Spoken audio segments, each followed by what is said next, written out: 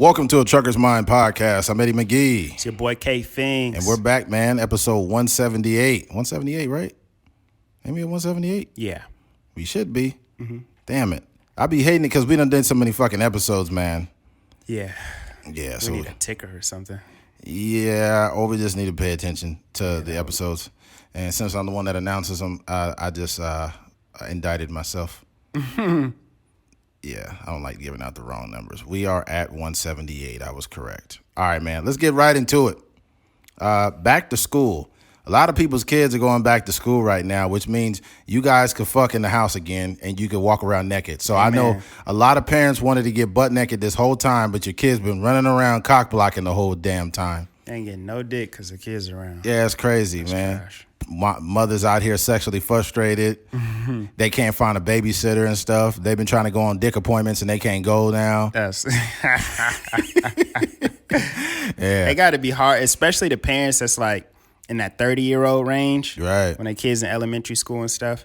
That's the time where you still kind of in your sexual prime. So. Oh, no. A woman is in her sexual prime at 36 years old. Exactly. So like, the older women get, like in their mid-30s, they just get super horny. Mm-hmm. So they kids, as soon as they drop their kids off to school, they just immediately just pop the vibrator Yeah. in. Vagina just moist. Vibrator sound like a fucking weed whacker. Nah, man, but kids are going back to school. And thinking about this, I just reminisced about a time when I was in school and how it was back then. And, like, especially when you grow up poor, man, you look forward to small stuff. Like, I ain't gonna lie. I got free lunches, so I look forward to getting those free lunches, man. Mm-hmm. Because when you grow up poor, man, y'all ain't got food like that. Like, you have food, obviously, but the school district, you get free lunches if you make under a certain amount of money. Yeah.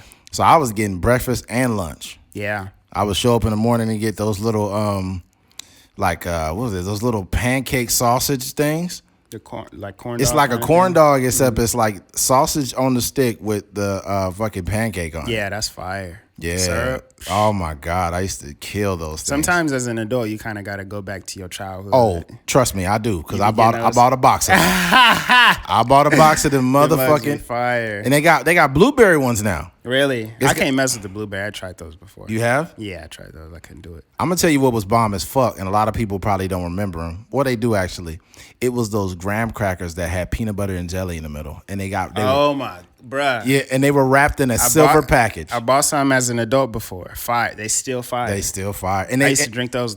Eat those with the milk. Fire. Mm-hmm. Yeah. And they were always cold for some reason, but they always tasted better cold. Fire. I'm about to go get some of Yeah, man. I gotta get. That's like I was telling you, like getting some of those things as an adult. Like I'd be making a conscious effort sometimes to like go back and get some of those things, like the little graham cracker with the peanut butter and jelly, or the sausage pancake things. That's fire. Bomb. What else was bomb as fuck? It was those cream turkey meals. It was like mashed potatoes with gravy in it, and it had turkey in a little white bowl. Fire. Oh my God, that shit Straight was fire. Straight gourmet, dude. Straight fire. And it came with a little wheat bun. Mm-hmm. Oh. But even that's the thing, like we as a kid, you kind of will roast the lunches sometimes, like, oh, this is trash, I ain't eating this. But it was some of the meals that come across your table. Oh, and you're man. like, yo. Oh yeah, hey, you got to bow down to the cream with the mashed potatoes and chicken. And that fucking lunch pizza was so good. It was always in that plastic. Oh, you mean it was like the little square pepperonis? Little square pepperonis on it. It was greasy as a motherfucker, but it was bomb, and it was so hot always. Yeah. Like I never had a lukewarm pizza. Yeah. From that came in that package. It was always piping hot. Yeah.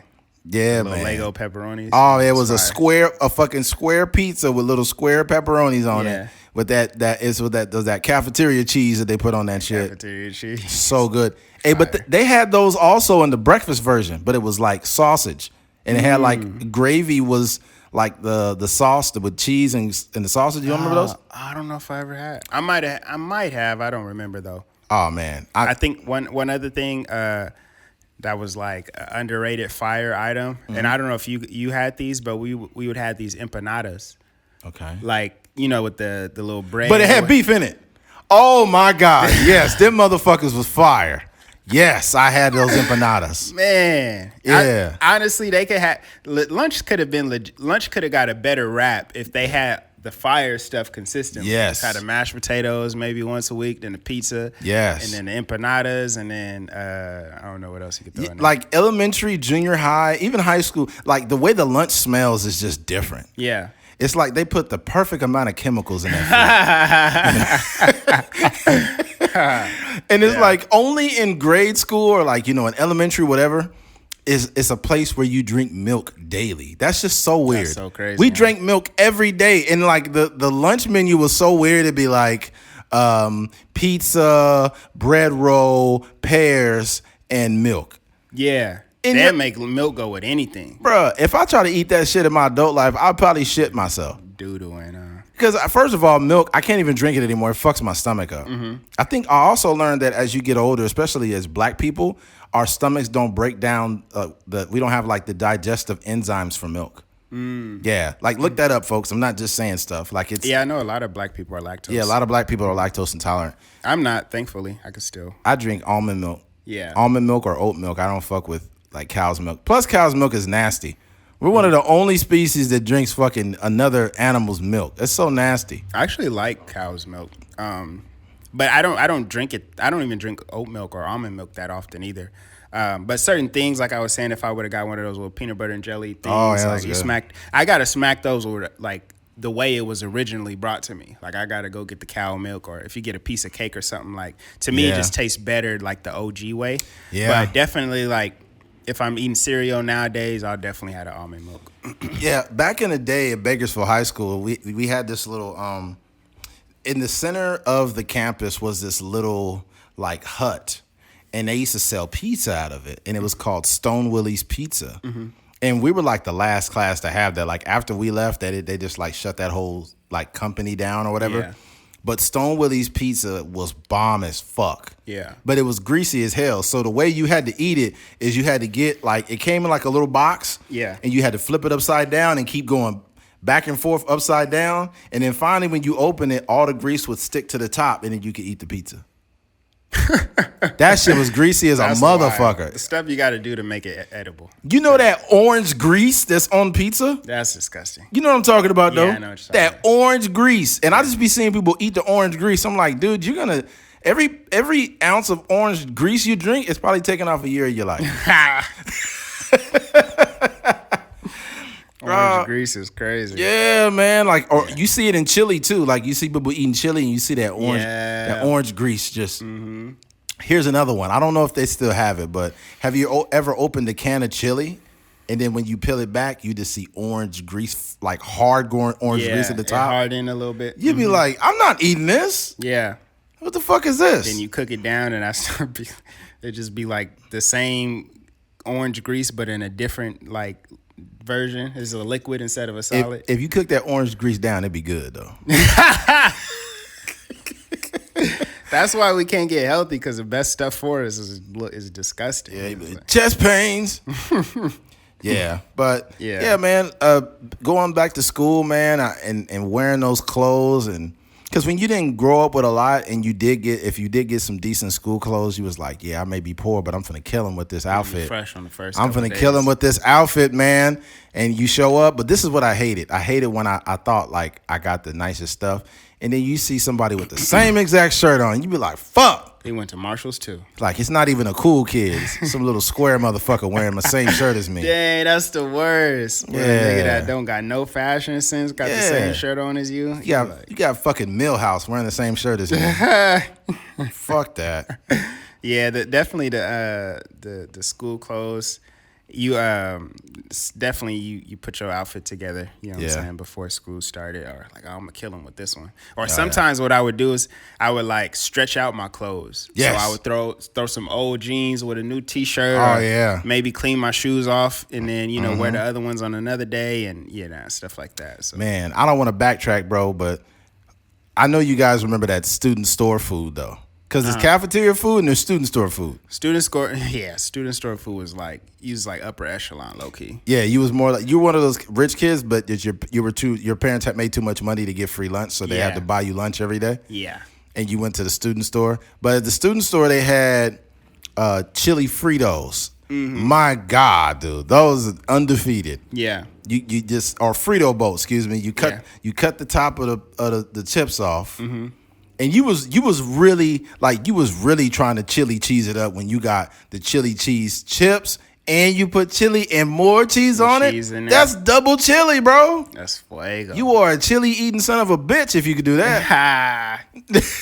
Yeah. I think, one day I'm going to just pop up at BHS like, nigga old with a beard. Yeah. At $1.50 or $2 or however much it costs trying to give me a Frito bowl. I wonder if you could just pull up and buy lunch there. They should allow they should allow the general public to just buy school lunch. But then you can't do that, because of pedophiles. But yeah, you can't. You can't be like you gonna fuck around and R. Kelly up there trying to get some lunch from Ridgeview High School. Maybe how they got the vaccines, we could have like a non-pedophile card or something like that. Right. I'm good. I'm just here for the lunch. At BHS, we had like 4 lines. We had the line on the far left where the menu changed every day. No, it was if we face in this direction looking at the school, it was one on the far left that was sub sandwiches. See, we went at different times. I'm graduated 03. You're 10. So y'all done had the sub sandwiches? Yeah, we did, but we had them in different places. Where was it at? So on the far left was the menu that changed every day. It would either be like pizza day. They always serve pizza every Friday. Every Friday was pizza. Yeah, but they had either like fried chicken, which the fried chicken was off the fucking charts. Are you messing with the fried chicken? Every now and then I did. Dang. I dabbled in the chicken, sir. That it would have the chicken and it would come with mashed potatoes and a roll, and that shit was fire. Or they had pizza, or they just switched it up, and it would be like meatloaf and potatoes or whatever. Did y'all ever get the orange chicken? Nah, that's some new shit. We never got orange. We had the orange chicken bowls with the white rice and the orange chicken. Wow. Straight fire. Wow. And the cool part about it, that was like a staple of the kids that bought their lunch, the a la carte or whatever. Yeah. But sometimes they would throw it in the free lunch. They were like low-key trying to make it a little healthier for y'all too, huh? See, we had wheat pizza. Yeah, we had to die in order for y'all to get healthy. In order for us to walk, y'all had to kill y'all. Yeah, our class niggas is getting diabetes and shit. So back then it was real experimental with us because we was still we was back in the days of soda machines. So they took a lot of soda machines out of schools, or they took sodas out of schools. So we had like Pepsi Blue back then. Yeah. We had this nasty ass soda called Surge. Yeah, that shit was it looked like green snot, like a Mountain Dew kind of. It was like Mountain Dew Junior with a little bit of meth in it. It was fucking nasty. Yeah. And then we had oh my God, please somebody in the comments or hit us up, DM us. Who remembers Fruitopia? Yeah. That shit was so fucking good. Yeah. We used to drink Fruitopia. I literally drank it every day and never got tired of it. I would even, if they had more in the back, I would because I ain't gonna lie, I wasn't the nicest student sometimes. So if I seen an extra one, I would just grab it and put it in and nobody would see it. Dang. So I would be drinking 2 and 3 Fruitopias a day. Wait, how was you getting it? Is it part of the lunch, or you mean it's part of the lunch to get one Fruitopia? Oh, they have Fruitopia for lunch. Yeah. And what did it come in? Like a bottle? It was in a can. Oh, in a can. Yeah. Man, that's different. Yeah, it was in a can, man. Sure. When Obama came in, he changed everything. That nigga was Obama came in here and took the Fruitopia out of schools. Yeah. So we know how Michelle Obama got thick. So how is he gonna cut it off for us? Obama came and said, "We're gonna take the Fruitopia and we're gonna replace it with water." I'm like, man, get this motherfucker out of here. That's trash. I remember I would go to BHS to the little soda machine and like walk from my house over there to buy a little Gatorade or something. Oh yeah. Mm-hmm. Back in the day though, we had so many bullshit like sports drinks. We had obviously we had Powerade back then, but we had a drink back in the day called All Sport. All Sport, I remember. That shit tasted like sipping lean or some shit. Oh, that was so nasty. So cheap too. Yeah, All Sport was so. I remember All Sport. Oh God, my dad would love All. My dad loved All Sport so much that he would call Gatorades All Sports. Like, hey son, go to the store and give me an All Sport. Like, you mean a Gatorade or? That shit was nasty. Yeah. And it was so much sugar in it. It was so aggressive. It's so aggressive with the sugar. It was like that. The amount of sugar in an all sport was like a right hook from Tyson. It just knock you right into a diabetic coma, man. That was crazy. Yeah, man, good times. But look, we're gonna move forward, man. I'm just stuck on this goddamn lunch. The Frito boats. We had a thing also called a Colossal Burger. And who remembers those student store nachos? They come in just that regular little bowl, and it's just chips and cheese, but it's so good. Just chips and cheese? Oh, Yeah, like the nachos. The nacho cheese. Yeah. Yeah, man, them student store nacho cheese be hitting different, bro. Mm-hmm. And it's like, as an adult, like, we don't want to die, so we don't eat like that. But sometimes you got to double back. Sometimes you got to double back, man. That's the see. Here's the thing. That is the down, like, that is the negative to not having kids. Because if I had kids, or if I had a son or whatever, I could pull up and be like, and get some food, and nobody would think twice because I got kids that go there. Yeah. But now I'm 30. As an adult, they're going to be like, what you doing? I'm a 36-year-old black man with no kids, so I can't be on the campus. Yeah. They might think I'm the fucking candy man or something. Or you got to wait till the football games on Friday or something. Yeah, or maybe I should just go fuck a teacher so I could get free lunches. Dang. That's what I need to do. Yeah. If you got any teachers that listen to this podcast, I need to come visit you at your school. Yeah, it's crazy. Because I got a school down the street from my house, and like if I'm coming back home and I look, I'll be like, damn. A couple teachers walking around. It'd be teachers all and the teachers moms park on the side too, so that's how you know. Teachers and moms looking like that. I'm like, oh my goodness. Yeah. Sure wish I had a kid to go to this school. I'd be getting all the pizza out of that motherfucker. Man, that's funny. You know, Drake, he had a line. I don't remember exactly what it was, but he talked about how, you know, he dropped his son off at school, and, you know, all the teachers is kind of like giving him the eye and stuff like that. So that's Drake ain't dropping shit off. He got a chauffeur dropping his kid off. You don't think he dropping his son? Fuck no. Drake ain't. He got to take his son to school. That's an experience. I don't know if he do it all the time, but he definitely dropping his son. If you're Drake, you can't just pull up anywhere, man. Yeah. But his son is probably in private school. It's probably rich kids in Calabasas. Yeah. Drake is still Drake anywhere he goes, but, you know, it's a little bit different when it's a bunch of rich kids around. Man, this kid is born into like royalty. Uh-huh. Like being Drake's son. Well, half royalty. What do you mean? Because his mom is just like, she like a porn star or something. I don't think she does porn. She does like cam stuff. Oh. But I mean, I don't know. Yeah. Yeah. But yeah, your kids are going back to school. Some of you guys listen to this podcast, you got kids. You're going to be dropping them off, and they could just stop being a pain in your ass for a part of the day. Mm-hmm. But here's the thing. I'm going to run it all in together.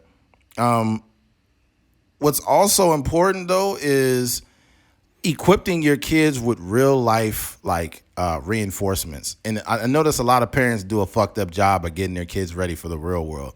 So some of your kids are kind of probably insecure. You know, probably they're really chubby and they're really lovey kids, but that'll get your kid fucked up nowadays. Mm-hmm. That, like, your kid's going to be fresh meat. Mm-hmm. Like, for example, I feel like if I had kids, I would crack jokes on them. Mm-hmm. I would, like, roast the fuck out of my kids. I would love them, obviously, but I would crack jokes on them. And the reason why is because that's preparing them for the real world. Mm-hmm. I want them to be used to jokes, or not even scrutiny, but jokes. So if somebody out in the school tries to make fun of them, they already got the tools to crack jokes back on that person. Yeah. Because if let's say you're a little chubby, quiet, nice kid, and somebody makes fun of you, you're more prone to shut down. Yeah. You can't just shut down in real life. You got to fucking respond. Yeah, that's true. You know, and I would also teach, going back to school, I would have really teach my son or daughter how to fight. Not for them to fight, but for them to defend themselves. Because we got to realize, we're talking about elementary all the way to high school. Kids are fucked up. They're assholes. They want to bully you. Nowadays, some parents, you're such cowards that your kid will tell you, I'm getting bullied, and you go to the school with the kid and you tell the faculty there that my son's being bullied. It's not right. And then now the bully knows that your kid is telling, so he gonna beat your kid up even worse now. What you need to do, this is what I'll take a page out of my dad's book, which I do respect how he handled this situation. He would, like, my dad would go up to the school and say, you know, I remember one time I hurt my ankle. Mm-hmm. I broke my ankle, actually. and one of the vice principal tried to get me to go back to class and thought I could just walk it off. And my dad was like, either you pay for every dollar, he said, you either pay for all the medical expenses regarding my son, or I will make sure you don't have a bowl of oatmeal to eat out this fucking school. Mm-hmm. And everybody got quiet, and they paid for everything. Really? Yeah, they paid for everything. Like, if I had a kid, and let's say he was getting bullied, I would even go up to the school initially. I say, hey, if he does it to you tomorrow, you fuck him up. Mm-hmm. You hit him right. The best way to stop bullying is you sock him right in the fucking mouth. I know YouTube's probably going to censor this video. Mm-hmm. But that's how you deal with bullies in the real world. Mm-hmm. I'm not saying physically assault them, but if somebody's trying to verbally abuse you or something, you respond, be like, hey, you need to chill out, buddy. This ain't that type of show. Back off. Yeah. And you need to make sure you equip your kids with this type of shit before they go out into the world themselves.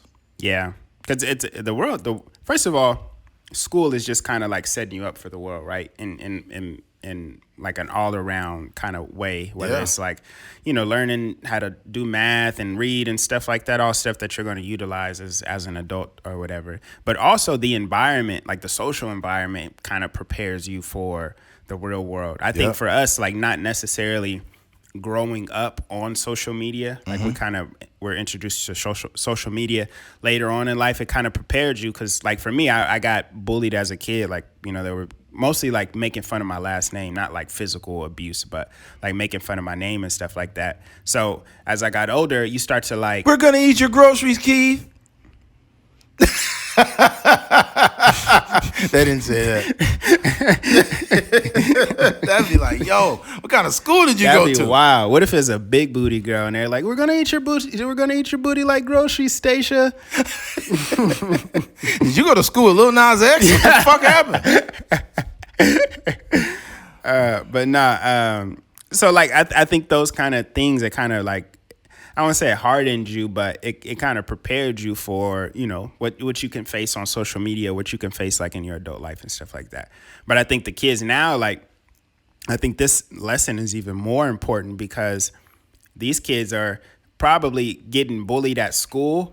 And then also when they're leaving school, they're probably, facing similar things online too. Exactly. So, it's people on Instagram and maybe who knows what they post in pictures and, people be screenshotting each other and all these sort of things. So like you definitely have to prepare your kid, not only to deal with the bullying and stuff like that and, defending yourself or like, physically fighting if necessary, but also maneuvering in a certain way because there are a lot of kids out here like, there'll be, young girls and dudes even that are out here and they may be like sending nude pictures to people in their phones and stuff like that. And then they get screenshotted and next thing you know that picture is circulating around school. So just like letting your kids know like, hey, you got a phone, but you gotta be responsible. And it may be enticing to do these certain things or text this guy or send a picture of yourself. But you got to move in a way like you got to always think about the repercussions of certain things and kind of like almost set boundaries and rules for yourself. Like, this is what I'm not going to do. I'm not going to do this. I'm not going to do this. And then like it'll kind of guide you through, when you do have that kind of like fork in the road, like, oh, should I do this or should I do that? But like if you kind of have this one track mind, like this is something that I'm not going to do. And it's not because my parents is telling me, it's not because it is. It's just because I know the repercussions of some of the decisions that I make and the ramifications as far as like, how certain things could get around school and, how different news travels. Right. I could imagine how hard it is to be a young person nowadays. Because like growing up for us, like we weren't 100% monitored all the time. Like we didn't have these devices in our hands. We didn't have phones back then. We did have phones, but we didn't have smartphones. Yeah. And then even then, hardly nobody had a phone. Right. Mm-hmm. So you had to be doing pretty good in life. Yeah. Back then, especially if it was in the 80s, only rich people had phones in the 80s. Only rich people had CD players in the 80s. Yeah. They were fucking a CD player back in the 80s. It cost you damn near $1,000. Oh my gosh. Yeah, man. It was crazy times. But it's, I don't know, man. I lost my point. But yeah, we weren't monitored like that. We weren't like, people didn't put us on fucking TikTok and all this shit. So we didn't have those problems. But, you know, we did have social pressures, and I got teased for being a virgin in high school. Yeah. Now, I didn't really get, like, teased, but motherfuckers be like, man, McGee, you still ain't got no pussy yet, bro?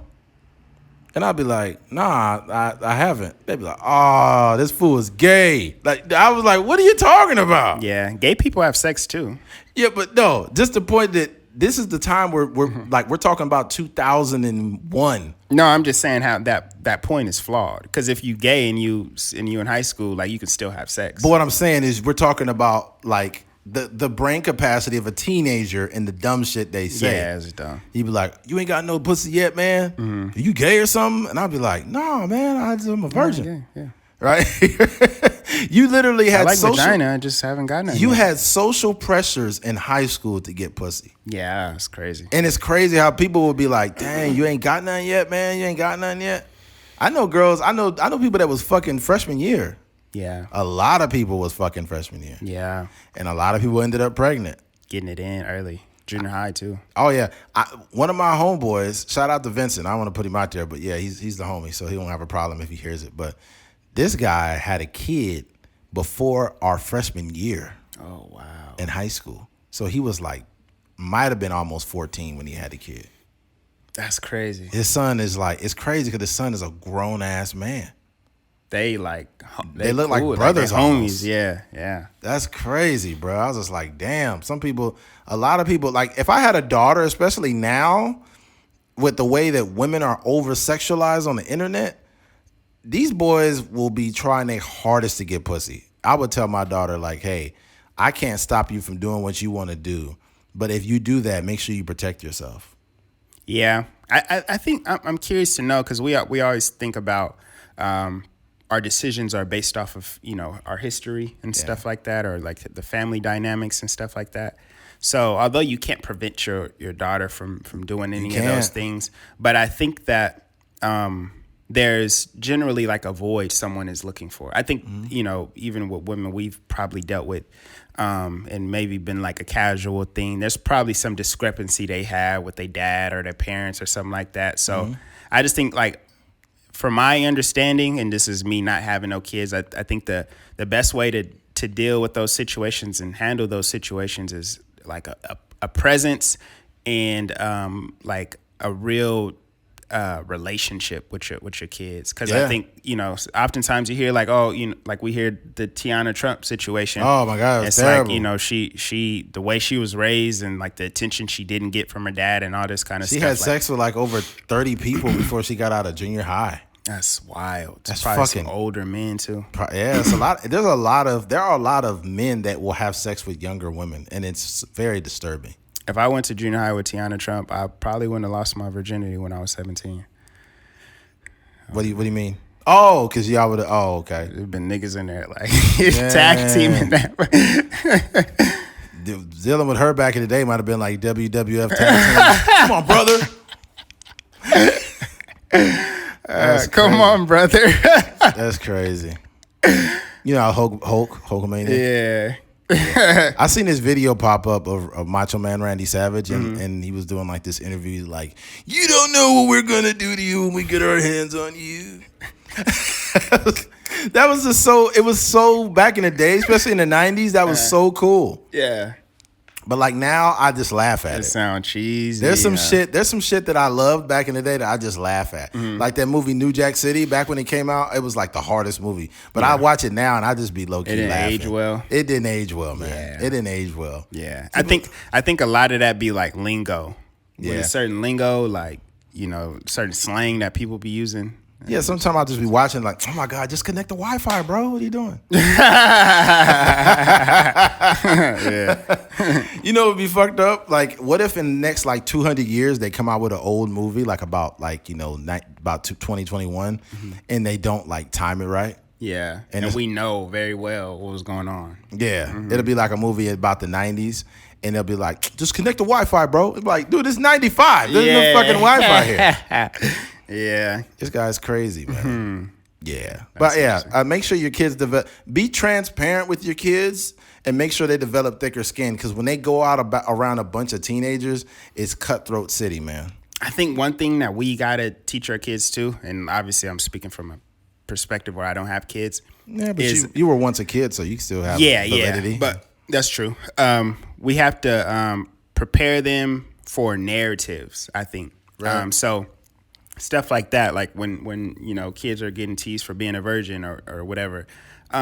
Like if you implant it in your kid's mind, like not necessarily that situation, but just using this as an example, just letting your kid know, like, hey, it's okay to be a virgin in high school. It's okay to be 18 years old and be a virgin. There's nothing wrong with that. When you find a person that you want to do that with, just make sure you protect yourself, blah, blah, blah. So when they are approached by people trying to make fun of them, they'll be like, why are you making fun of me for that? Like, it's not that big of a deal. And they'll have they can articulate themselves in a way where they're not going to get frustrated, but they understand that the person speaking to them is more ignorant than the situation.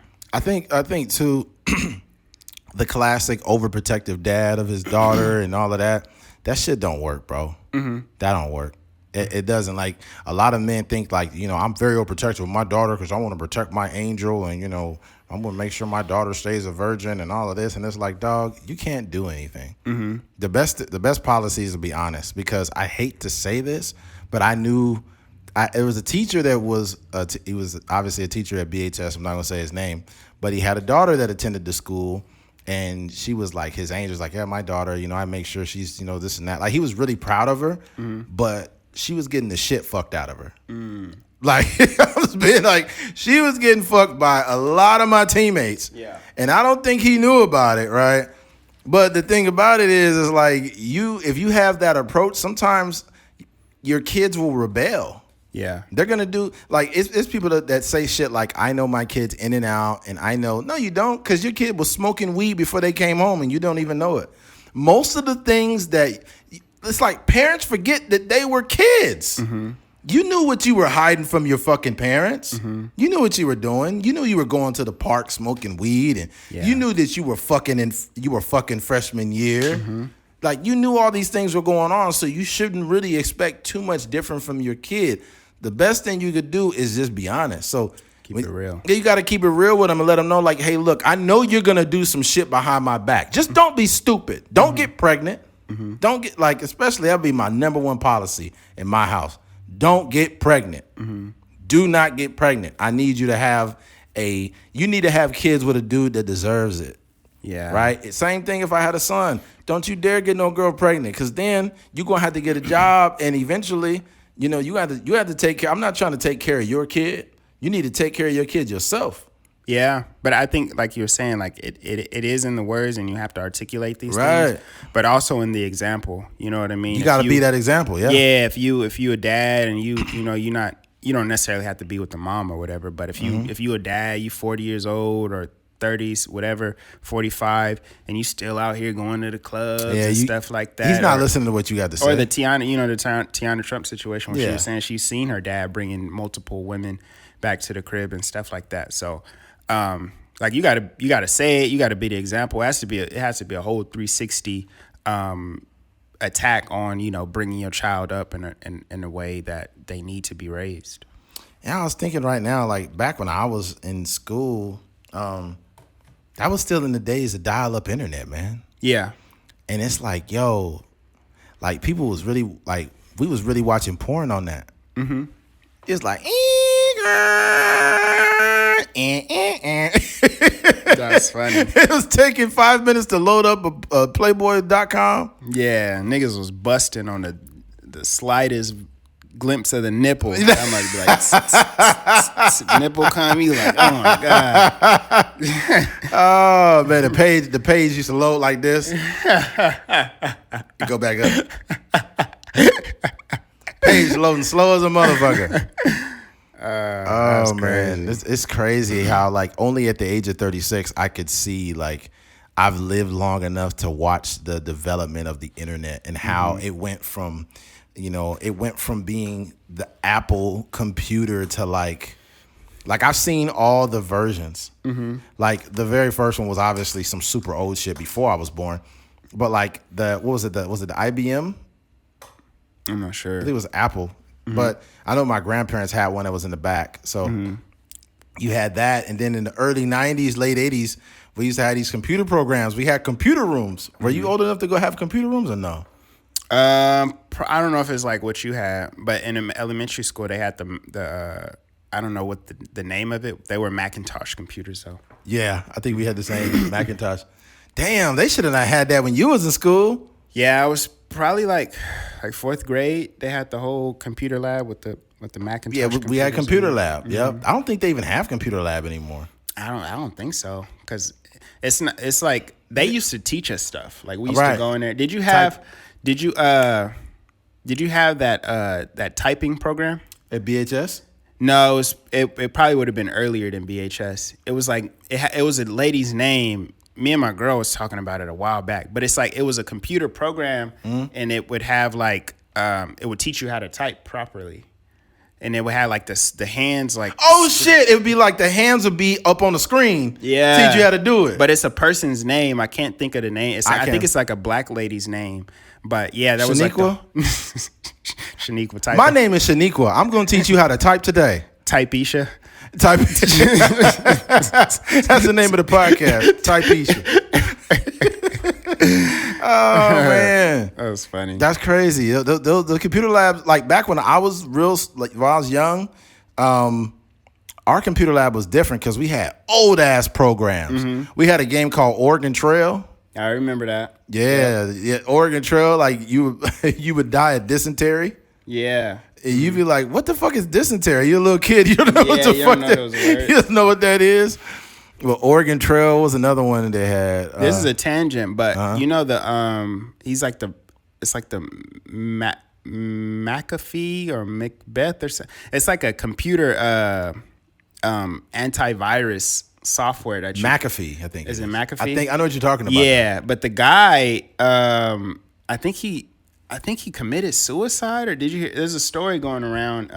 Really? He basically, I guess he had like some government information, and he got locked up for like fraud or some money laundering or something like that. Yeah, it's a whole story. I wish I knew the story better. And he was the one that had the antivirus? Yeah, he has like a huge antivirus company. I'm sure everyone's seen it, like, just advertisements or like in Walmart or something, the little seedy things. But yeah, he had gotten in trouble, and then I think he died in prison or something. So he had an antivirus. Did he ever go pro virus? Yeah, I don't know. The molecular structure. I gotta get out of here. I just imagine when I imagine nerds typing, they just be like, "Oh, we gotta go get out of here." Yeah. That's fine. I think that's it, I'm switching the subject a little bit, but that's another thing that parents should let their kids know, like, hey, it's okay if you the only one that likes anime in your class, right? Or if you love computers or whatever the case may be, like, hold on to that. Don't get cooled out of like the stuff that you genuinely love. Yeah, that's true. But this is what we all know. The group of nerds. Like, the group of nerds are like almost 10 years ahead of all the other kids. Yeah. Like, the conversations they have are not like trivial small. Like, they're talking about like probably the nerds right now. The nerds right now are talking about NFT. Oh, the cryptocurrency. Yeah. The metaverse. Mm-hmm. Is like, yeah, right now, the metaverse right now, if we could get it together, we could get some real estate. And we could get some coding going on. Yeah, because you think about it, like, nerds have the foresight to create these things. That's why nerds love comics so much, because it's a world, like a fictional world that exists. But a lot of times the fiction that we create can become something powerful for all of us to benefit from. They probably see potential versus like, just something cool. Yeah. I imagine, I don't know what happened right there with my little trying to speak, but stop using your hands so much, kid. I think that I could imagine some of those nerds looking at comic books not only as something that is just cool, but like, yo, maybe we can actually fly someday. Hey, I want to learn how to program. I want to learn how to be an engineer or whatever, so I can create a flying suit like Iron Man or something like that. Yeah. We have one now, literally. Mm-hmm. It's a jetpack. Yeah. There's a guy that's on a jetpack. I seen that. It's crazy. And flying by. And back when I was in school, this was all like a myth. Like, we would see like somebody on a fake jetpack and be like, dang. There was a movie called The Rocketeer. Uh-huh. You remember it? Mm-hmm. And we'd be like, dang, that'd be dope if you could get a rocket and just use it as a suit. Yeah. And motherfuckers are really doing it. Yeah. It's nuts. Like there was a movie called Escape from LA with it's Escape from LA. Oh my God, what's his name? Oh my God. I forgot his name, but he has a patch on his eye. It's not Patrick Swayze. A patch on his eye, calling Patrick Swayze. It ain't Patrick Swayze. It's somebody else. I forgot his fucking name. God damn it. Well, anyways, it's a movie that's based in like it's like supposedly some chaos happens and some low key cataclysmic event happens and people are escaping Los Angeles. Yeah. And they said it's like based in the year like 2003 or some shit like that, or 2010. And it's like, dog, this is so hilarious how off it is. Yeah. Like this is like dated so bad. It's so funny when you see this shit, man. Kurt Russell. Yeah. Thank you, Kurt Russell. Oh, Pam Grier's in there. Yeah, that was a while ago. They came out. It would be dope if they came out with another one of those movies now, though. Mm-hmm. Yeah, they'd be like, I guess the plot or the theme could be like COVID struck so bad that we had to segregate people in California, and we put up a wall. Like they literally put up a wall in this movie. This movie is way ahead of its time. Yeah, because this wall came way before the one in Mexico. They put up a wall to stop people from leaving Los Angeles. That's interesting. It was. You said it was based in 2003. I think it was like based in something. They'll say it in there. I think it was like based in 2004 or 3 or some shit. But the movie came out in 96, so it's interesting. That's the second one. Oh, it says right here 96. It's two of them. It says Escape from LA. It doesn't have a part 2 on there. It doesn't? Mm-mm. No way. It's a 1996 action sci-fi. Scroll down a little bit. There's only one of those movies? Yeah. Well, I don't know if it's just one, but I'm saying that one. Yeah. The date is 96. Oh, wow. There should be more than one. I could be wrong. But I just remember, and especially for 96, and it's I don't know. It's based in 2000 something. Mm-hmm. It's just hilarious to see how that is like horribly dated. Yeah. Like that's not how the world looked in 2003. Yeah. Not at all. Yeah. But that's crazy, man.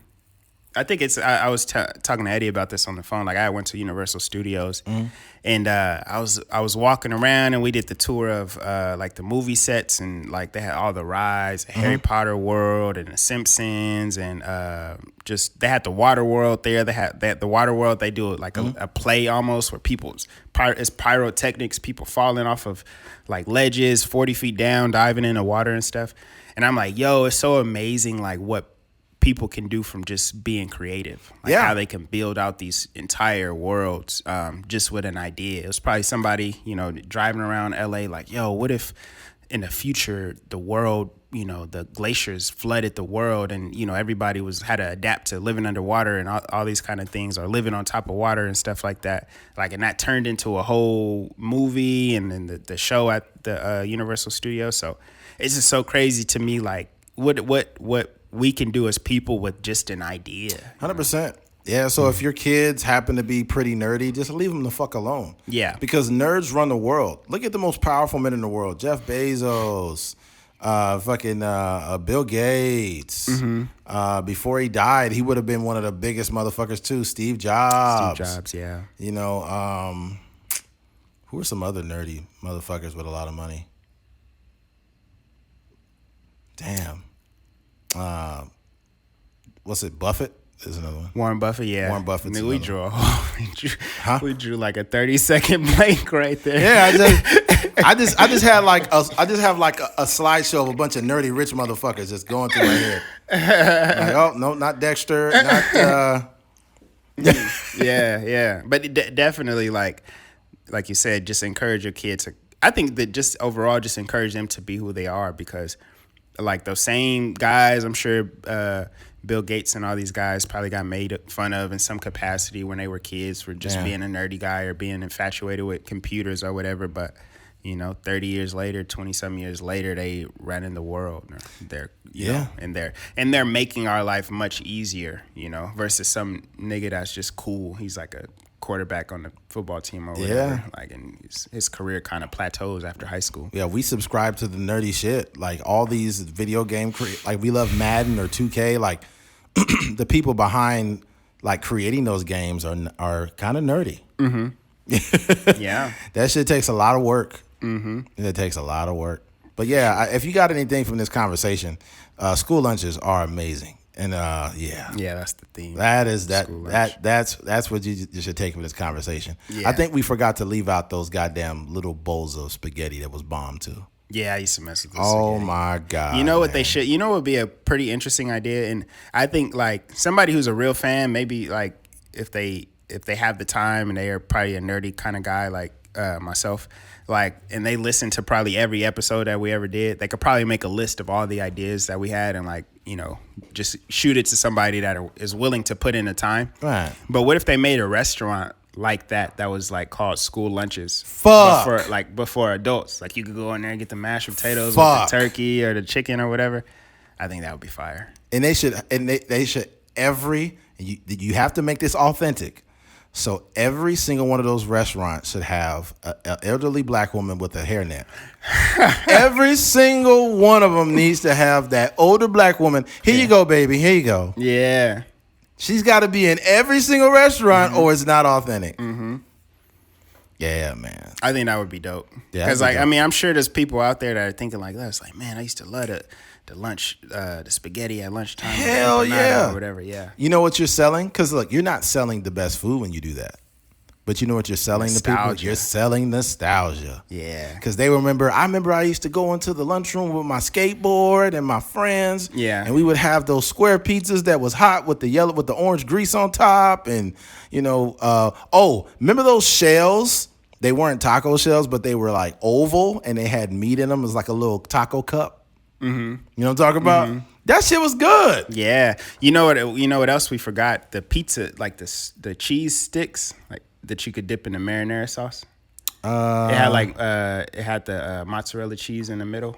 I didn't have that when you didn't have that? Nah, that came later, man. Nah, that was fire. You would get like, I think you would get a pack of like 2 or 3 of them in there, and then they cook them the same way in the package like the pizzas.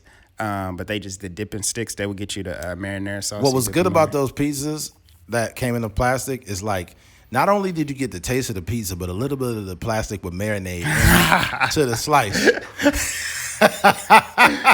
That plastic just set it off, huh? Yeah, so you be getting a little bit high from from the plastic. Yeah, yeah. Oh, and what was hilarious about it is that the bag of pizza or the little package would be so hot that you would have to open it like that. You have to peel the plastic back.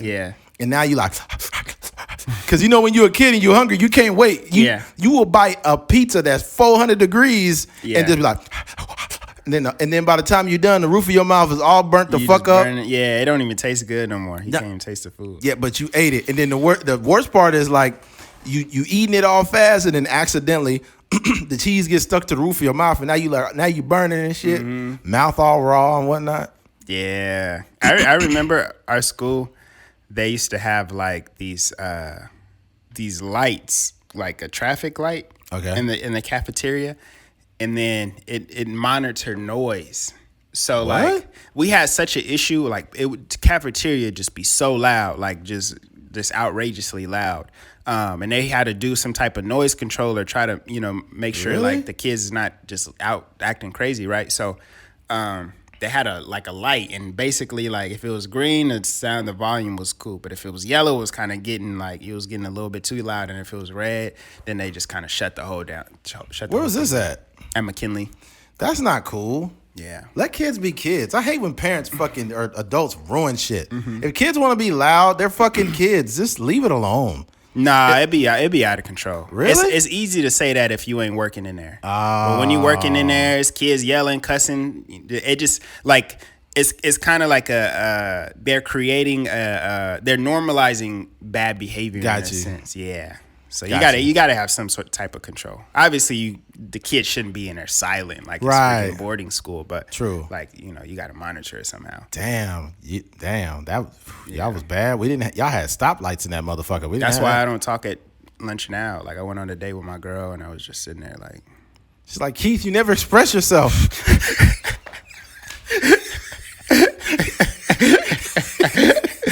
I'm conditioned, man. It's programmed. Yeah, I'm gonna tell your girl to just get a little flashlight. Green means it's safe. That's funny. It's okay to Keith to express himself when the light is green. All right, switching gears. Recently, That's 50 minutes of straight school. no, Yeah. 50? Hell no. Wow, that's a record. Jesus. All right, switching gears. Nurses have recently been given a mandate to get the vaccine. Yeah. And man, I feel a certain way about this, but we'll get into that right now. All right, here it is. Oh, holy shit. What the fuck? See, I hate when you save it here on Chrome and then they play you with the nonsense. Oh, my goodness. Come on. All right. Here we go. There we go. All right. As vaccine mandates spread, protests follow, some spurred by nurses. A few hundred protesters lined the sidewalk Monday outside Randy Childs Hospital in San Diego to rally against Californians' impeding vaccination mandates for healthcare workers and to disappoint of many medical professionals. Some of the protests were nurses wearing hospital scrubs. It was the kind of protest that was common earlier in the pandemic but lost steam this year as restrictions eased. But a resurgent coronavirus and sluggish vaccine uptake have led to a push for vaccination mandates and masking rules. The renewed protests, vaccination mandates have given new focus to some COVID deniers and anti-vaccination activists, helping to align desperate liberty groups around a single cause as lockdowns did earlier in the pandemic. Among them, nurses who have been vocal opponents of various pandemic mitigation efforts, some of whom have been adept at gathering social media attention, mainly on Instagram, Facebook, and TikTok. It's a dynamic that experts warn can have an outsized impact on vaccination discourse, particularly as the nurses' messages can go far beyond the protests or their limited social media audiences and carry a veneer of medical industry credibility. All right. Whoever wrote that is pro-vaccination. Here's the thing. I am not anti-vaccination. I'm not pro-vaccination. But I am pro-choice with this. I'm just going to keep it real. The problem, one of the reasons why I don't have much of a political affiliation nowadays is because of the hypocrisy on the left and the right. For example, I'm hearing a lot of people on the right telling, people that it's my body, my choice. Yeah. Right? My body, my choice. That's what a lot of right-leaning people are saying. I agree with that stance. However, when you say my body, my choice, when a woman does not want to keep a child, you call her a baby killer. Mm-hmm. Right? Murderer, killing the babies. You should have swallowed it. You should have swallowed that cum, you liar. You baby denier. Right? That's what people on the right be doing, right? But they saying my body, my choice. But the party that is pro my body, my choice, the liberals, are trying to tell people that they need to take the vaccine and it should be mandatory. So what is it? Is it my body, my choice, or is it not? So I'm leaning on the idea of this is not drastically different from the other situation. Like I shouldn't have to be mandated to put a vaccine in my arm. That's also not even regulated by the FDA. It's not even FDA approved. Yeah. So it's like you putting a sample, okay. You know how back in the day you go to the mall and they had like the little cologne kiosk and they give you a bunch of little samples and now you smell like 9 different colognes. Yeah. I know that's a poor analogy, but I'm not people got Moderna and Pfizer. Like obviously, if you have branded vaccinations, shouldn't that tell you something? Yeah, they're branded vaccinations. That's a business. It's a business. It's like Nike and Reebok, except the vaccine's going in you. Yeah. And here's the thing: 2 things are true. You do not have to have the vaccination in you, but it is also true. And this is the point for vaccination I'm about to make. Half the shit we eat, we don't know. We don't even know what's in it. We just like it. Ooh, I love sloppy joes. We just talked about lunch. I mean, school lunch where we don't know what's in that food. We love that school pizza, but it was the plastic was marinating in the pizza. Yeah. Some plastic flavor. We didn't know what was in that orange grease. You know what I'm saying? Salt and plastic. You're like, chemicals. Sodium phosphate. So I feel so many ways about this. I feel like in a way you can get the vaccination because, like, honestly, we don't even know what's in the shit that we eat, yet we eat it, right? Yeah. And it's like, we don't know what's in this vaccination, but it's the same outlook is, the same thing is that you're putting something in your body that you don't know about.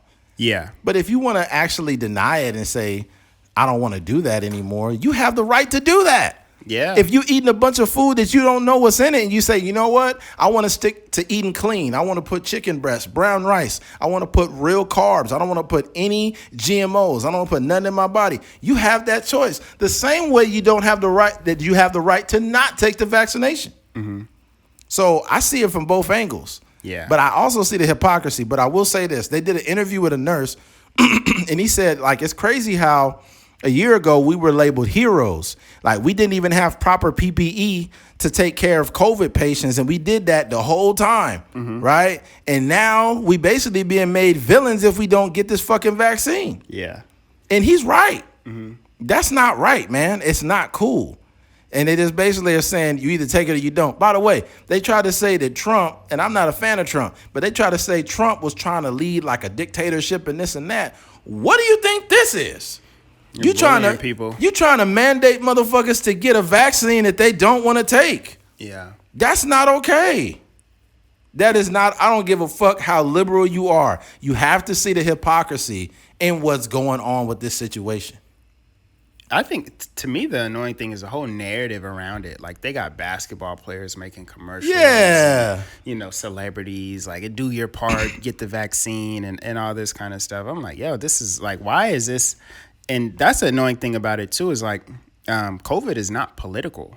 No, it's not. Just, a virus that's roaming around, and hurting people, I guess. But it's not. There's no political take on it. That's the annoying thing on both sides, where it's like these liberals are like, oh my gosh, like, we got to wear masks. We got to get the vaccine. Save a life. Yeah, save the person next to you. Like, I haven't seen my family in 10 months. And, not until I got the vaccine did I feel comfortable doing it. And then you got the other people that's like, looking at all these conspiracy theories and, the government is trying to control us and all this kind of stuff. And then they're annoying as well. For me, I lie somewhere in the middle. It's just like, it's whatever. Like, you know what I mean? I don't feel like I want to be controlled by the government, but I'm going to make my own decision, if I get it or not. And my stance has pretty much always been, I don't necessarily see the point in getting it. There are people that have the vaccine that ended up getting sick and stuff like that may have never even caught COVID. Right, but they took that fucking vaccine. Yeah, and then they got sick because they got the vaccine. And then there's also people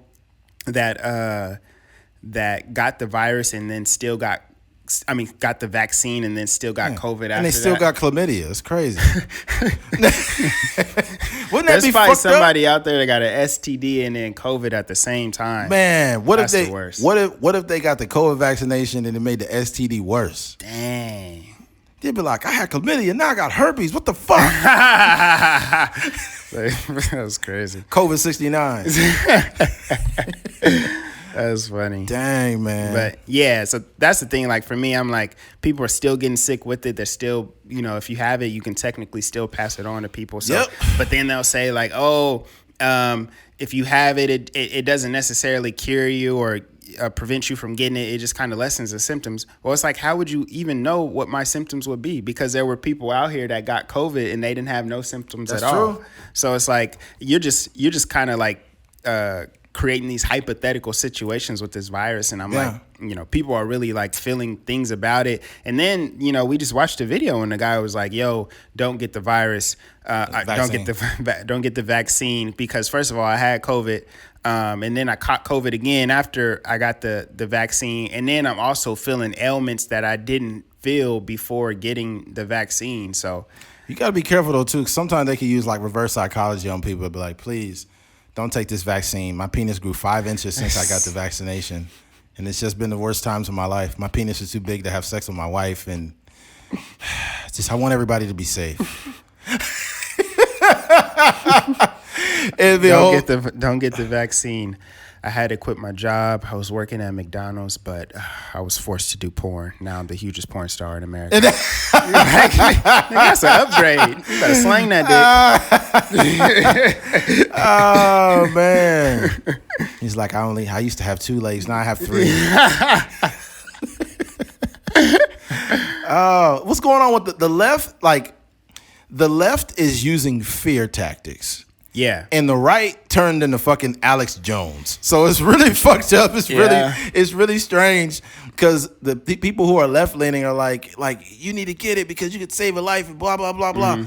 Okay, look, I'm not gonna argue with you, but truth be told, you don't know what the fuck's going on with this thing. Yeah. It's branded. We don't know. You may think you're doing the right thing. Hold up. You may think you're doing the right thing until 12 years later you're watching daytime television. Did you get the COVID vaccine in 2021? Yeah. You may be eligible for legal compensation. How many of those commercials have you seen? Mm-hmm. And the companies are Pfizer. Companies like that were a part of Johnson & Johnson, the same companies that are putting this fucking vaccine out. You're going to be watching daytime television, like you're going to be watching syndicated episodes of Ellen. Yeah. You know what I'm saying? And you watch. If they cancel her, I don't know. If they cancel her, you watching Ellen, all of a sudden you like, yo, like, I got some weird shit going on within me. Mm-hmm. Like, I'm going to get paid, but now they got to chop my legs off. What the fuck? Telling you, man. That's hypothetical, by the way. We don't. That's the thing. We just don't know. We don't know, and that's the kind of the thing that kind of keeps me away from it. And they're also forcing teachers. Like my girl, they're saying basically that she either has to take a test every week or she has to get the vaccine. That's just fucked up. Yeah. I seen this somebody. I guess it was somebody like making fun of an anti-vaccination person. You remember that show Malcolm in the Middle? Mm-hmm. It was this lady was like, "It's just not fair. It's just not fair. Mm-hmm. It's just not fair." And then at the last part, it said, "Life is not fair." Yeah, that's funny. That shit was funny. Mm-hmm. Yeah, that ain't right, man. It ain't right to like. It's basically you're forcing someone indirectly because you are making them go through the hoops every week to not do it. Yeah, basically. It's like if you don't want to get this freaking cotton swab up your nose every week. But what it is also is it's a couple things. It's one, for profit, but two, another thing is for liability purposes, mm-hmm. because they don't want teachers. They don't want a student coming to school, or they don't want a student dying or coming to school and they find out one of their teachers had COVID, spread it to a student, and the student died. So they're just trying to protect their fucking ass. The same way a lot of these hospitals are just trying to protect their fucking ass. At the end of the day, they don't care about the convenience of the people. Mm-hmm. They don't care that you don't want to have a vaccine that you don't know about, that's not even regulated by FDA in your body. They don't care about that. They just want to protect them. Like, they want to protect themselves, and these Pfizer and Johnson & Johnson and Moderna, they're getting paid. Yeah. They're getting the bag. I guess kind of to play devil's advocate here, we talked about it before, like when you don't own the space in which you're working, you don't really make the rules. Talk heavy, Keith. So, in those cases, it's like, it's cool to protest and do all this kind of stuff, but... Baby killer! It's like they used to have these protests outside of like Walmart and Albertsons, like, hey, don't shop here. They're not paying. Like, we want a better wage and all this kind of stuff. And we will walk right past them and acknowledge them and walk right out and still get all of our groceries. Don't go in the store. Like, I need milk, motherfucker. Get out the way. Yeah, I'm sorry. You got to figure out something else to. But the same thing here is like with the nurses and the teachers and stuff like that. You got to realize, like, although, you should have the choice to do whatever you want to in these situations, but you do work for somebody and you got to follow some sort of rules. That is a great point. Yeah. So. That is a great point, and it's a fact. Mm-hmm. It's a fact. Unfortunately, It is a fact. Yeah. Unless you move into space, and you could have went through all these years of schooling to get your degree to be a nurse, mm-hmm. or whatever. But if you don't own the space, you don't conduct. Like, you can't control the space. Yeah. You can only exist in it. Mm-hmm. So if you want to exist in the space of being a nurse, you eventually got to get this shit. Yeah. That's crazy. That's cold. That's probably one of the best points. The thing about it too is that these are fields that are very competitive, like teachers and nurses and stuff like that. It's a nurse program every single year. Every year it's a nurse program. So we got no problem bouncing you out. Yeah, I don't think they worry. Obviously, there's probably levels. There's probably a really good nurse and a bad nurse, but they're going. I like them bad nurses. Bad nurses are solid. Yeah, not bad like taking care of me. Yeah. Like bad like when they clock out. Take care of you when they clock out. Yep. Yeah. Yep. When they get off that 14-hour shift. Check your vitals. Yep. I give them another 5-minute shift. 5 minutes? That's a lunch break. It's a smoke break. Yeah. Like them 5 minutes, huh? That's funny. Nah, but yeah, man. I'm with it. I think that people are skeptical for certain other reasons. Like you think about when they say things like breast cancer awareness, stop cancer, fight cancer, right? Mm-hmm. Like I have a father who has terminal cancer who's going to die in the next couple of years. And it's a fucked up pill to swallow. But you realize how much they're not trying to stop cancer. Yeah. They're not trying to stop cancer. This is why a lot of people are skeptical about this fucking vaccine. Because if you think about it, if you really were trying to stop cancer, right, why are cigarettes still legal? Why are the ingredients they put in our food cancer-causing ingredients, yet they don't take them out? Mm-hmm. Like, why are all these things that cause cancer happening around us? Why? Maybe because cancer is a business. Yeah. And I don't want to sound conspiratorial, but there is a monetary gain from cancer. Mm-hmm. Let's not fucking play around here, okay? Mm-hmm. We know this. Mm-hmm. Yeah, I think it's that's the thing. Like you were saying, as far as like branding it, Johnson & Johnson, Pfizer, all these different things. Like we know that there's some sort of monetary thing to be gained from this, whether it's your insurance paying the vaccine companies to provide them with the vaccines or whatever. And then also like, they trying to get Gavin Newsom out of here, but we also don't know the type of lobbying and stuff that's going on behind the scenes where, a company like Pfizer or Johnson & Johnson could be trying, almost forcing Gavin Newsom's hand, like, yo, if you want to get reelected, if you want to get this money to run your campaign and all this type of stuff, you better get these people out here, taking these vaccines. So in turn, he's probably giving mandates to schools, giving mandates to hospitals and stuff like that. But you just got to, I think we were talking about it on the phone as far as like recognizing or being aware of things, right? Like me and my brother were talking about like upselling, how like how stores like they'll put the candy for $3.50. Yeah, exactly. Deals. They'll put the candy right by the checkout. So if you got your thing full of groceries or whatever, stuff you actually need, and you like, dang, I need a quick snack on the way out or whatever, you could throw your M&Ms in there, and that's just a way for them to gain like nickel and dime their customers and stuff like that. Or if you're in a fast food line, they'll be like, hey, would you like to try blah blah blah, and then you'd be like, no, I'm fine. Let me get number 5 a medium, and they'll be like, okay, number 5 medium. Would you also like to try our new cheesecake? And then somebody, they may ask that every time somebody comes through, but maybe 1 out of 20 or 1 out of 10 might be like, actually, I would like to try the cheesecake. Just throw that on there. So that's just extra money that they earn it. So I say that to say, like, there's a certain awareness you have to have in order to not get caught up in this whole thing. But I think the same thing with this whole virus thing. Like, you got to be aware of the political affiliations behind it. You got to be aware that these vaccines are connected to actual businesses, probably billion-dollar companies that are making tons and tons of money, and they need to be able to thrive and stuff like that. And then you also got to realize, like, Gavin Newsom is people that kind of feel a certain type of way about how he's been moving through this whole pandemic. So maybe he's just trying to ensure himself so he can get reelected or something like that. So. True. Mm-hmm. Yeah, man. I just think, honestly, with Gavin Newsom, it's a lot of liberals. Conservatives don't like him at all. Even conservatives in other states don't like him. I'm like, you don't even live here, motherfucker. How do you not like Gavin Newsom? It's weird. But, a lot of liberals and conservatives is kind of done with Gavin, bro. Yeah. Yeah, they kind of, and not to mention, he didn't even follow his own guidelines, man. He was out partying. He was out like, I was with, That's how he talks for some reason. Yeah. I think in between the like he's bullshitting, like he's gonna say some bullshit, like yeah, I think we gotta stick together as a California. All right, Gavin. Yeah, but I think he's out of there, and I don't think anything he does going forward is gonna help his chances. Yeah. Yeah, I think he's gone. Yeah. Well, there's that. I don't feel so strongly about the vaccine to where I'm like Alex Jones, and I'm not pro or anti. I haven't gotten it. I just haven't gotten it because I'm keeping the same energy. I don't get flu shots. Yeah. So if I don't get flu shots, why would I, like, this hasn't moved me enough? And people are going to say, Eddie, you're a fucking asshole. This many people have died, so you should get it because of this.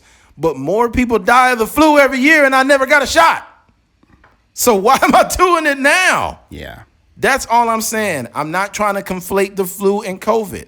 I'm not. People have died, 100%. But like my views have changed a lot. When COVID first started, I was like, man, you motherfuckers need to stay in the house. Yeah, what are you doing? This and that. But I was shook by it. But as time progressed, I learned more and more about it. And I don't even think about COVID on a daily basis. Mm-hmm. I don't have fear. Don't really cross your mind, huh? No. Mm-hmm. I be thinking about them cafeteria lunches. Yeah. That's what I be thinking about. Yeah. I be thinking about them little corn dogs on a stick, the breakfast ones with the wrapped in the pancake. Mm-hmm. You know what I'm saying? With the little orange juice on the side. Yeah. Huh? Do you remember those little Frosty Pops that you pushed up? Yeah. You know what I'm talking about? Yeah. Those little pops. They was like a triangle. Yeah. And then you ripped off that little wrapper at the top and you pushed it up. It was like a push-up pop. Yeah. It was nothing but really, it was about 93% sugar. Triangular prism. Yep. A prism pop. Dude. Yeah. Funny. Yeah. Grade school lunches got you ready for jail. The prisms got you ready for prison.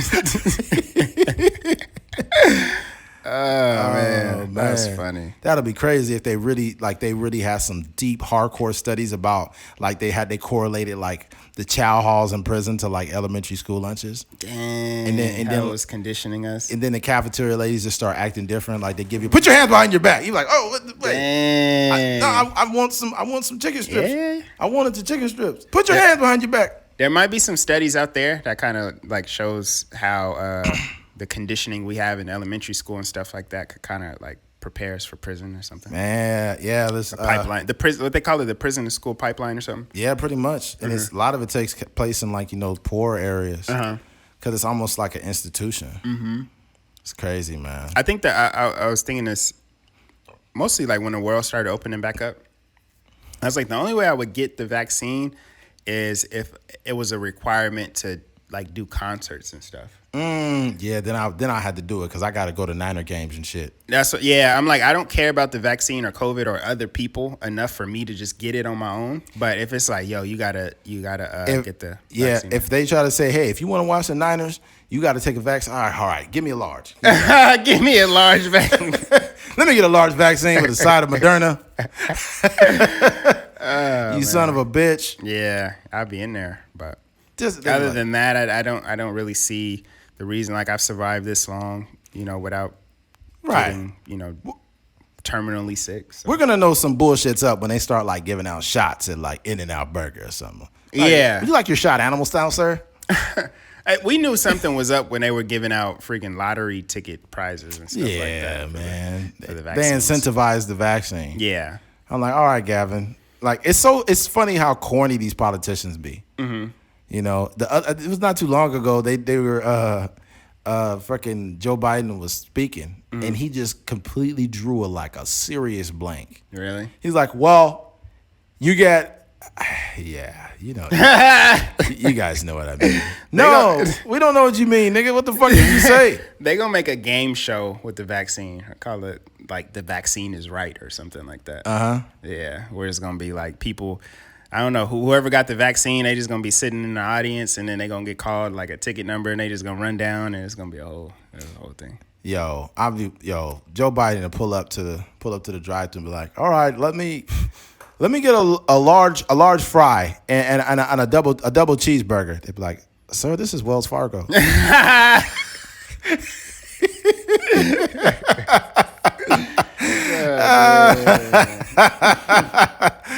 Oh, he done forgot too much stuff, bro. Oh, for sure. Man. Yeah. Oh man. I think been around for a while. Yeah, he been around a minute, but he cannot run for a second term. I think he's so everyone old. Yeah. And he don't look like very fresh. You know, like some older people, like, you know, you see certain people, you're like, man, they still youthful, like they still. But he not one of those. He look his age for sure. He looks like a bruised banana. Yeah. He looks like he is just used up, man. Yeah. He looks like the orange when you leave it on the table too long and it's starting to like get warped and shit. Yeah. And it's like, hey, I got about one more day on this orange, so I got to throw it out. He for sure look like, you know, you slice an apple and then once the air start hitting it start browning. Yeah, you brown apple looking motherfucker. Been in the air too long. Damn, Joe Biden out here looking like a brown apple. Donald Trump looked like a red apple. Oh man, white people I find them very interesting because like there are some white people that are very, you could tell they have like a lot of insecurities about like their age and their look, right? So like they'll do like a guy like Donald Trump, you know, he still be getting tans and his hair done and stuff like that. Like I'm sure he'd be using like face creams to try to maintain his youth and stuff. It's just like, bro, you old. It's not really a way to hide that. Yeah, Trump looks like he farts 24/7. Like he got loose booty, huh? He's got gas. Just You know what, guys? Guys, listen here. I want America to be free. Oh man, that nigga had that diaper on that one time. He ain't running for president. He running to the toilet. All right, man. Yeah, we ain't got much else to say about this. We'll go ahead and switch gears on this one. Switching gears. Lizzo. Recently, Lizzo responds to her negative comments from some recent actions or what she did. All right. In quote, Lizzo cries during Instagram Live in response to meme messages. It's fat phobic and it's racist and it's hurtful. And she said, fans and the famous friends like Cardi B and Missy Elliott are cheering on Lizzo after the singer cried during an honest moment on Instagram Live. During the video, which no longer appears on her Instagram feed, the Grammy winner got emotional in response to negative attacks days after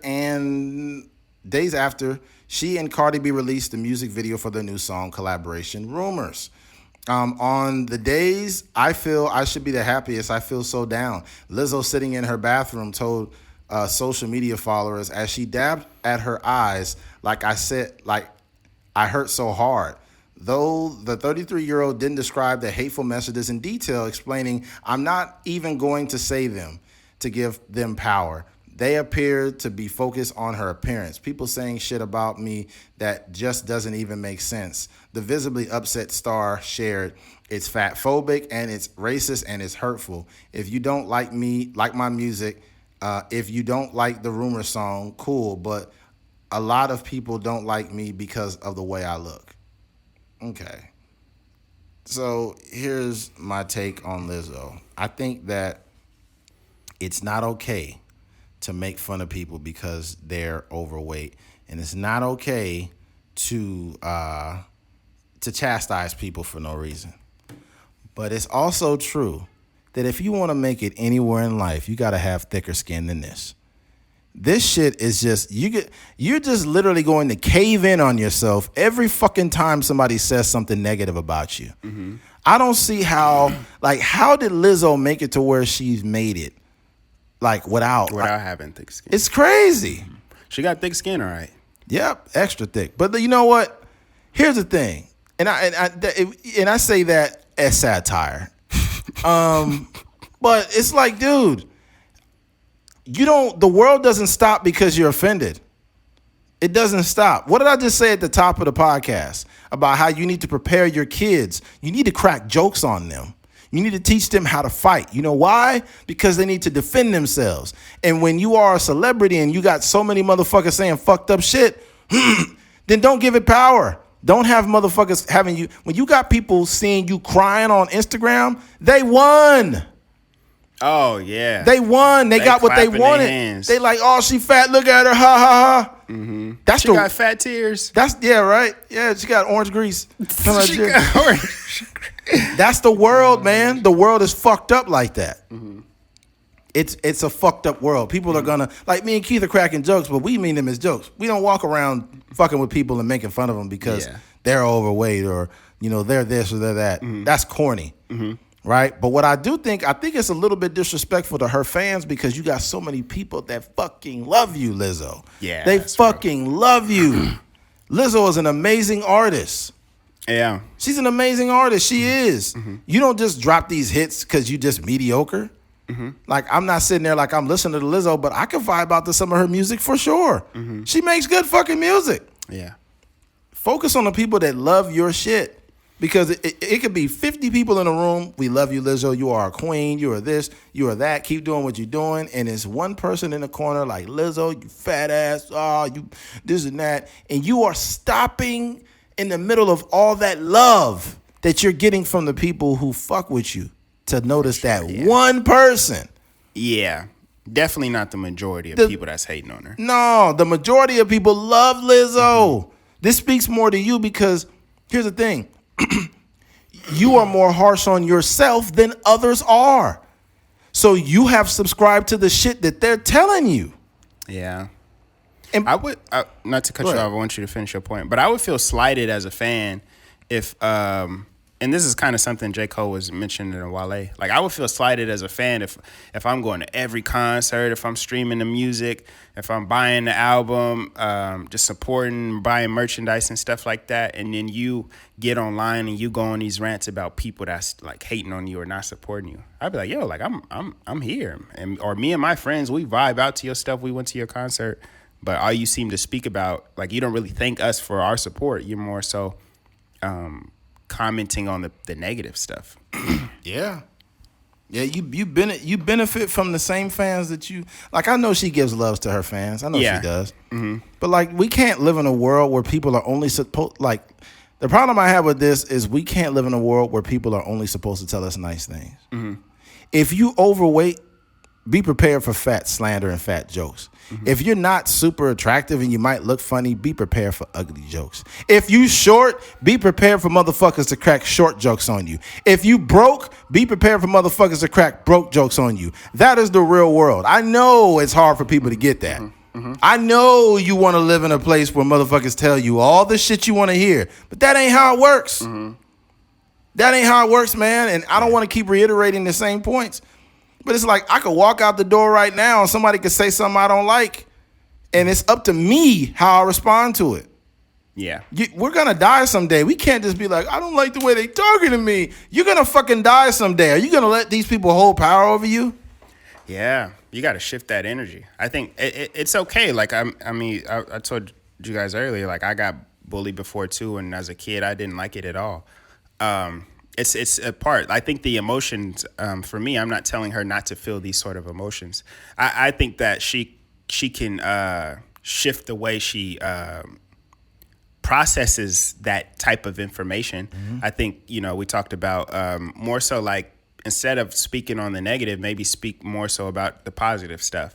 Like, hey, I'm not going to let them bring me down. I'm going to shout out such and such.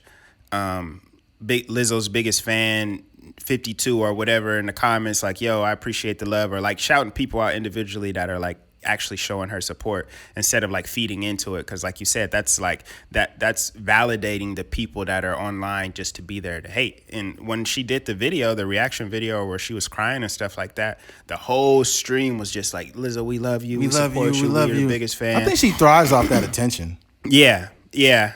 But I think that I just think she needs to also like change her relationship with social media. Yeah. And I don't know where she's getting this hate from and stuff like that, but the people that seem to be the most miserable people are the people that are consistently on social media, whether they show, and if you look at Lizzo's Instagram, it's, it's a lot of her showing her body and dancing and all this kind of stuff. So I don't know. The thing that I think too is, which is interesting to me is, her relationship with herself. It's very indecisive. It's all over the place in a sense. And that's human nature. We're, hypocritical at times. We contradict ourselves at times. But I just think with her, I see things a lot where she is one day she's the most confident person in the world. Like I'll take your man from you. I'll take your girl from you. I'll do this. I'll take your lunch. Even in the song, she said, I haven't smashed Drake yet. Like just like lines like that shows she has confidence. She's confident in her body. She's confident in her personality and stuff. Not really. That's just not projection, but that's it's like a false sense of that. I don't think, in my opinion, I think I used to think that, but now I think that she genuinely wakes up some days and she loves the way she looks, and then other days she wakes up and she's just like, she doesn't necessarily like what she sees in the mirror. But to me, like that whole contradiction is interesting to me because she kind of promotes herself as like this, like, I'm sexy, I'm big, I love myself, no body shaming over here. And then the next day, she's crying on Instagram. But the thing about it too is I don't think she has a self-awareness to know how she really feels. So oftentimes in these things, she'll be like, I'm not even worried about like what people say, but sometimes it just gets to me. Like, you are worried about what people say because it's getting to you. Yeah, so you're misleading people. Oftentimes she speaks like about the things that are bothering her like that, and that lets me know that she's not really aware of the emotions that she's feeling. But I think for me, I don't think that any sort of support, I don't think it's anything that we can say as fans or supporters or whatever. As people, like, if she has platinum records and huge performances and records with Cardi B and stuff like that, and she's still feeling this way, it's nothing that the average fan can say. All you guys can get on there, you can comment like, Lizzo, we love you, we support you, forget them, don't worry about them, like, we are real fans and stuff like that. You can say all of that and it won't have no effect on her day. But the only thing that she can genuinely do to make herself feel better is to fix the things that these people are talking about. Yeah, look, that's 100% true. And let's be very clear here. You say, it's fat phobic or it's fat shaming or it's this and that. Let me be very clear when I say this. As a person who goes to the gym and tries to keep my weight down, and it's a battle, especially when you don't got a lot of time and you're trying to eat better and you make mistakes. Like, I battle with my weight and I still work out and do something about it, right? But here's the thing. It's not okay to be fat. I don't give a fuck who you are. I have people in my family that are overweight. Like me, mathematically, I am also overweight. So I can't advocate for you saying that I'm getting judged because of how I look. Change it. You're still going to be judged after you change it. Doesn't matter. You're going to be judged off if they're going to say, she lost weight, she thinks she too good now. Or, she thinks she pretty, she ain't the shit. She ain't nobody. You still stupid even though you lost the weight. You're going to be judged regardless. You need to get thicker skin and work on yourself. That's all you can do. But all this, I'm just get tired of the pity party from everybody. It's just a fucking pity party, man. It is ridiculous how many people think the world should stop because, my feelings hurt, this and that. Yo, it's people in the world going through real shit.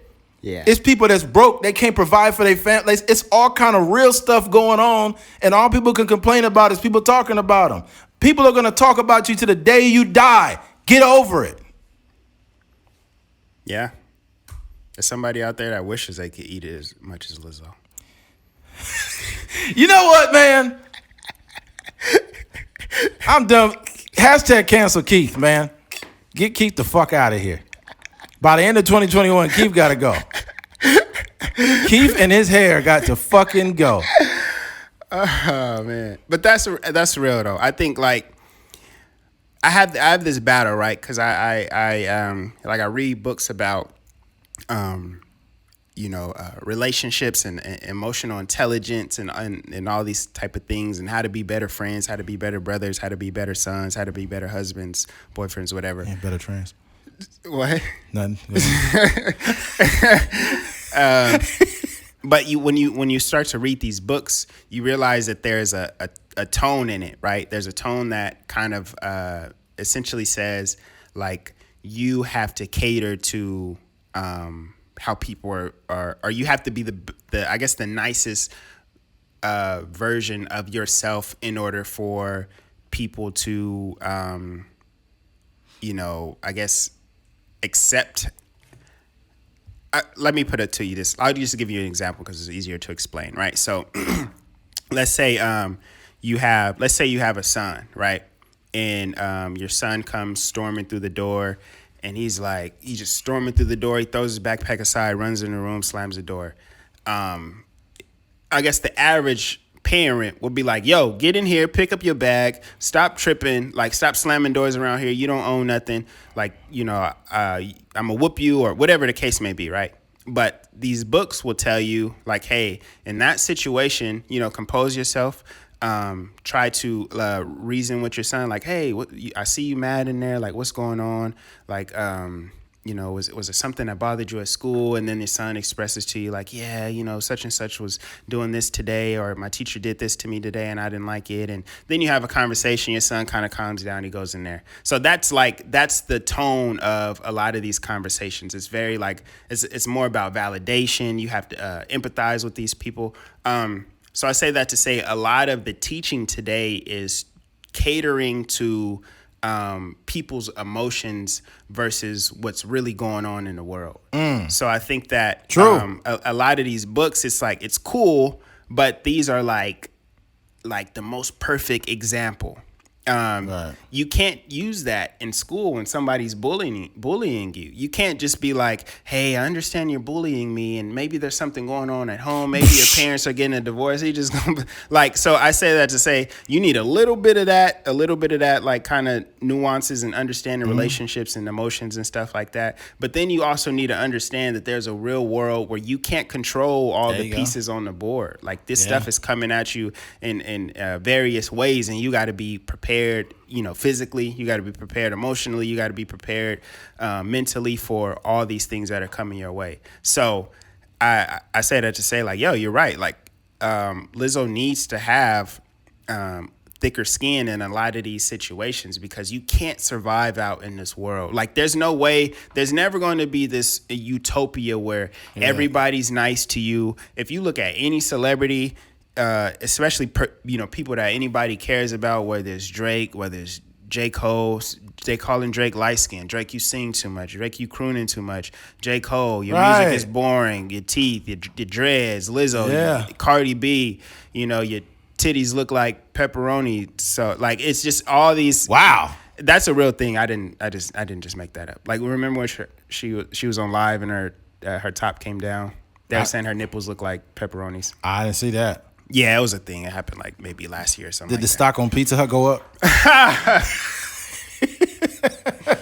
Her titties driving stock prices up. Yeah, man. That's crazy. Bill Gates was like, I gotta get some pepperoni.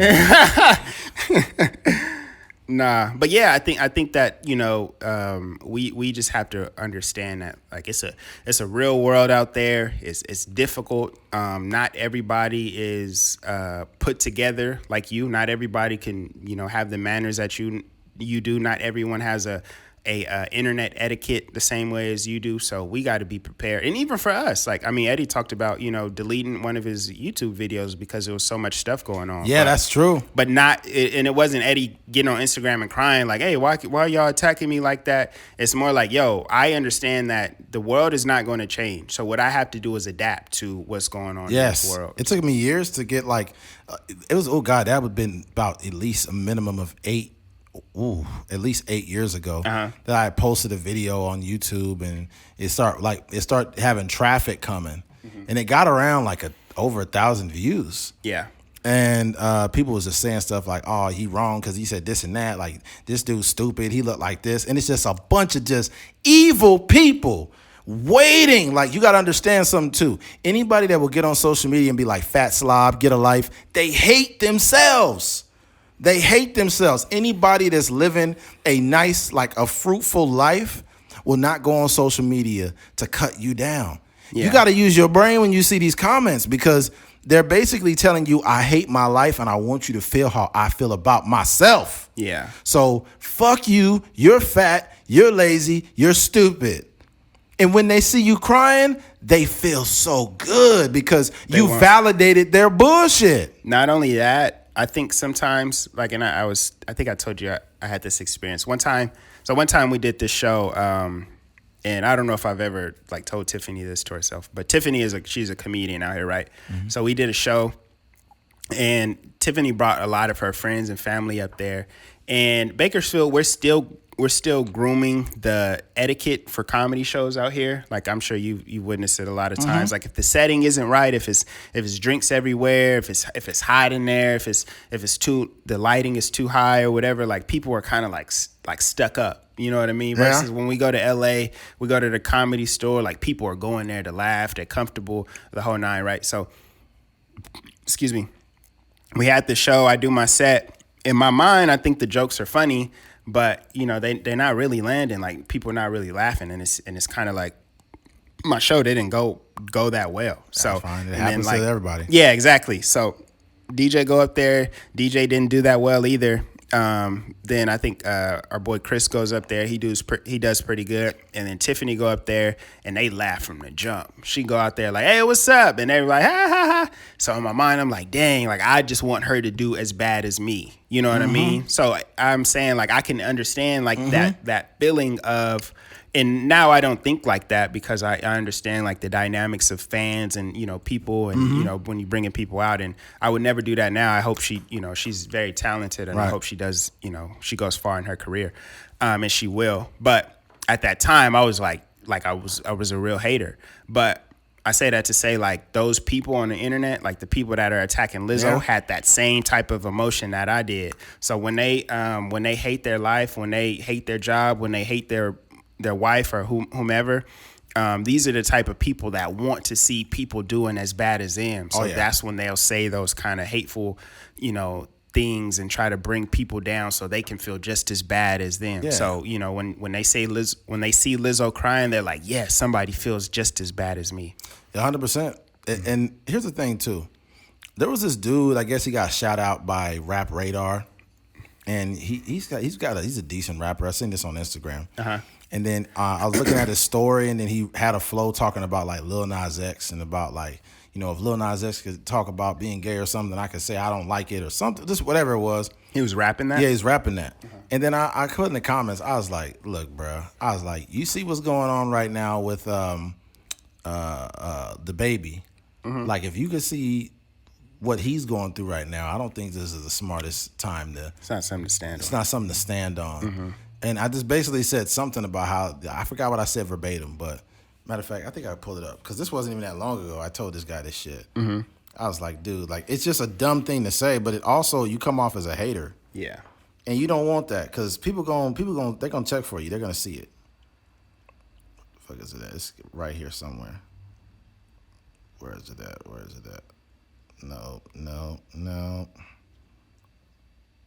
No, damn it. I thought I put it on there. Son of a bitch. Oh, it says this month. Yesterday. You took a screenshot? No, I just had it on my thing, my notifications. Oh, okay. So it's probably outdated. Damn it. But anyways, the dude was like, he responded like, I don't give a fuck. Like, I don't give a fuck. Somebody got to say this, so I'm going to say this. And then I looked at his story, and he was like, hating on Chris Brown. Then he said, hating on Chris Brown. Chris Brown, he said something like, Chris Brown was like, I don't know what happened in music or whatever, in quote. And he says the same guy that did a collaboration with Young Thug or something like that. I'm just like. He must think he better than you. Yeah, it's just like you have this amplified view of yourself, like I should be the one that's in your shoes. Yeah. So I'm going to hate on you. But these are the people that don't make it. There is no pros to being a hateful person. Everybody that's hating on Lizzo is mad because they talk about how she fat, this and that. But you wish you could be Lizzo. Yeah. You wish you could. Like, it sucks. Like, the only scrutiny I have of Lizzo is only when she does something absolutely wild and then gets mad when people respond to it. Like when you go courtside to a Laker game with your whole ass out and twerk on the court and people talk about you, you get mad. I don't care who it was. People say, oh, well, you don't keep that same energy with those other girls. And it's like, shut up. You don't know what I do. You don't know me as a person. Don't speak for every man and generalize us. Just having a nice piece of ass don't make us forget about everything, right? But some people do wild. It don't matter who it was, whether Lizzo was a dude or a female. It's people when people do the game. Look at the game, for example. We talk about the game and how dumb he is. Yeah. This dude is 40-something years old, talking about how he shoved his cock down Kim Kardashian's throat. Like, Kim Kardashian is a mom. Mm-hmm. And you corny. He's still getting in fights on the street. He's just a corny motherfucker. So we have a balanced criticism of people. Sorry to cut you off, but Kim Kardashian, her name gets brought up a lot. And it's only because she's successful. Right. There's a lot of hoes out there that niggas will probably never bring up in conversation. But because she's, fashion and, obviously like billionaire and the brands and TV show and stuff like that, people like to throw that out there. She's culture appropriating. It could be just her having braids. She's culture appropriating. Yeah. She's doing this. She's doing that. She's doing this. She's doing that. She tried to do like some social justice stuff. Look at her trying to pander to black people. It's like you're built to never give someone credit, or you're built to tear people down. Yeah. It's just like if you don't like somebody, you just attack them. It's like, come on, man. Look, I'll say this. Where we at, man? 140. He's going to wrap this thing up, man. That was 3 topics, really. Yeah, I know. Because the other one is just not important enough. Yeah, I feel you. We actually can get into the last one. Just knock it out real quick. Yeah, man. Lizzo, please get thicker skin. Because you are extremely talented. I know you will not give a fuck, nor will you hear this podcast. But if somehow this is shared, I pray and hope the best for you. I hope that you turn your life into, I hope you level up, because you already are great as you are. But create a person, create a body, create an energy that you can be proud of. Because right now you're not proud of it. Okay? Yeah. It's not an easy fix, but it is. No. It is something that you can do. Like if a person has worked their way into being, and I don't even know where Lizzo comes from. I don't know if she was dropping mixtapes or whatever. I just seen her pop up one day. Yeah. So if a person is capable of reaching this sort of stardom, just off the strength of who she is and the good music and stuff like that, you could definitely shift that energy and start putting that energy towards working on yourself. Because I think that's the thing that I haven't really seen. Like you do see conversations with people like, hey, I was dealing with this in my life. I went to seek a therapist. Or I was dealing with this in my life. I started hitting the gym. I started working out. I was a very anxious person. So I started boxing as a hobby, and all these different things. Like you start to hear like these people that are actually super successful, and they started making shifts. You see a guy like Wiz Khalifa that was a twig. Yeah. And he started really working out. That's a great point. You know what I mean? So I think a person they made fun of Wiz too. Yeah, exactly. I mean, a person like Lizzo can definitely make some improvements into herself and her self-esteem and stuff just by putting in the work. And it doesn't even have to be a thing like where she gets skinny. You know what I mean? Just be like, even like Monique. She lost a lot of weight. She's not skinny by any means, and she's very healthy though. Or Jennifer Hudson, like somebody that is still like a full body woman. Jennifer Hudson is a snack. Yeah, she just worked on herself. So is Jill Scott. That's another one. Jill Scott, yeah. Jill Scott is a straight snack. Jill Scott got a thick body too. Yeah, yeah. You see how she was holding that mic that day? She got an SUV. She got a Denali. It's like the biggest SUV you got. Yeah, man. The Denali XL. Yeah, man. All right. Switching gears. PJ Washington, NBA player, plays for the Charlotte Hornets. But he has a very unfortunate story involving his baby's mama. Hold on 1 second. All right. Let's see here. Yeah, man. I think that most people are familiar with Brittany Renner. Brittany Renner is a social media influencer known for having a nice booty, because she does. She got a really nice body, right?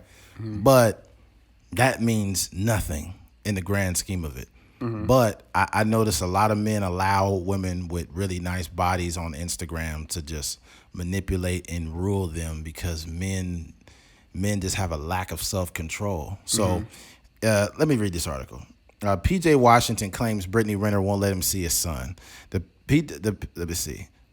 The PJ Washington and Brittany Renner saga continues to play out on social media. Perhaps one of the biggest stories to come out of the NBA over the past weeks has been the failed relationship between Brittany Renner and PJ Washington. Renner had been following Washington since his days in college, and eventually the two had a son together. In recent months, the relationship has ended, and now it appears as though Renner is trying to speed run and finesse.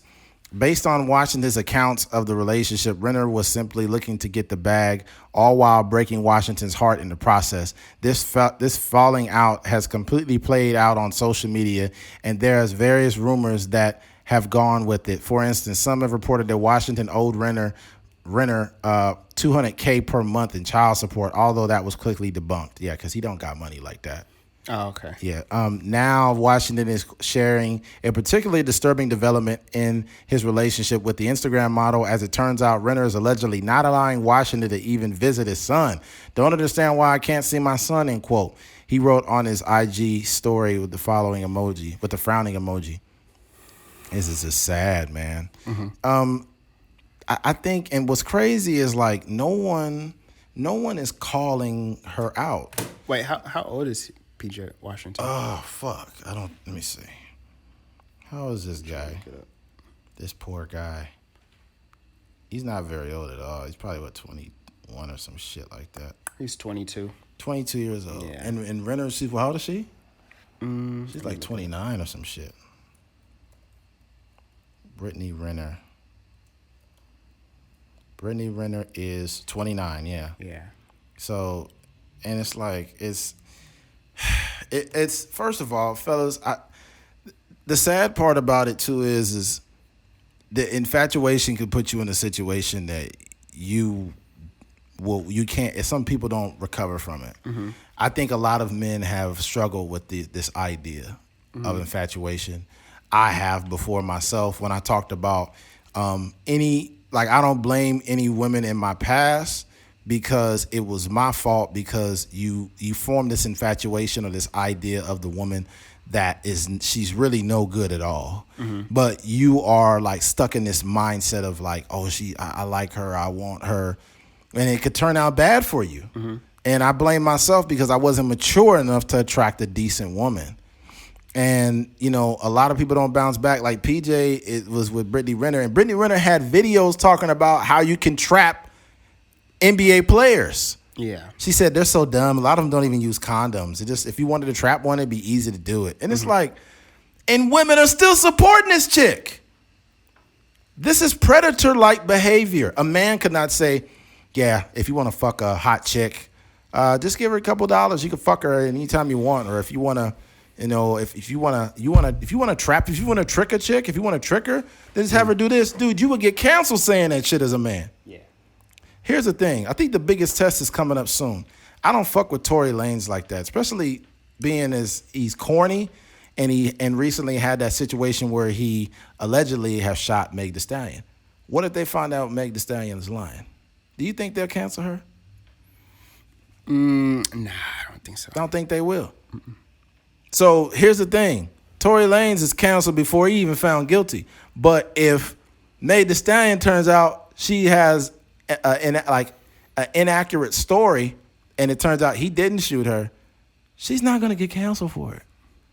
So I just want to, as men, if a man does something foul and you want us to not deal with that person, like, for example, like Fabulous. Fabulous was putting his hands on his wife, allegedly, but it's a lot of truth to him beating on his wife. And for a minute, I couldn't even turn his music on. Mm-hmm. I was like, I ain't fucking with this, man. Mm-hmm. Like, this dude is a piece of shit. But it's like, if I could feel that way about a man being fucked up and just like put his music and shit on hold, like I could separate the artist from the art, but then at the same time, I'm like, man, this dude is trash. How do you cancel Brittany Renner though? You can't cancel Brittany Renner. Yeah. Brittany Renner is she's just like a career thought. Yeah, that's what she does. Yeah. She's a career thought with no fucking talent. Yeah. And she's got a lot of support for some reason. I don't know why. It's this world of mental illness on the internet that lives there. A woman like that should not be celebrated. She literally got with this dude, married him, divorced him right away, and now is getting spousal support or child support. And she talked about trapping players. And then she wrote a book about fucking professional players. Yeah. A tell-all book. This woman is trash. She is trash.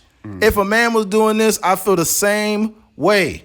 If a man wrote a book about being a player and they talk about how they fucked Oprah and they fucked this person and they fucked that person, I'd be like, yo, this dude's a loser. We just talk about the game, talk about Kim Kardashian, how he corny. If the game is corny, Brittany Renner is corny by default. Yeah. She talks about fucking with Colin Kaepernick. She talked about fucking with Lil Uzi and somebody else. Why do these people have platforms? Why does Tekashi 6ix9ine still have a platform? You know what the problem with America is? We love stupid. We need to stop this shit.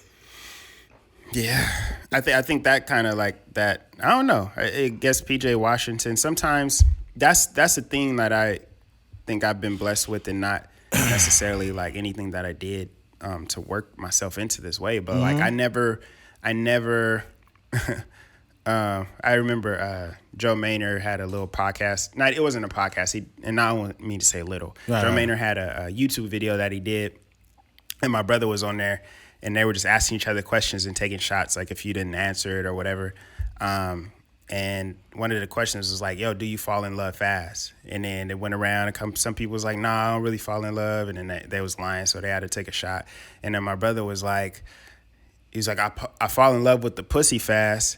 And I thought it was just a little joke or whatever. But I thought that was funny because I was like, yo, I don't have that experience. I can never say like I was so like infatuated with having sex with a girl so much that it was like messing up or the way I was thinking. So it's unfortunate that guys like PJ Washington, he's 22 years old, he barely coming into money and stuff like this, and he kind of like, he got trapped. And same thing happened with Lonzo Ball. I remember he tweeted that out. He's like, yo, I got trapped. Something along those lines with his ex. So it's like these guys, they so young, and they don't really, and like you said, some of these guys, that this is their first time either getting this caliber of women or getting women in general. Some dudes don't really have the gift of gab, or they don't really know how to, you could be talented and you could be tall and look good and stuff like that, but you still have to like communicate with women in order to like to get these women. So I think it might be the first time. If you in the NBA, you don't got to work that hard.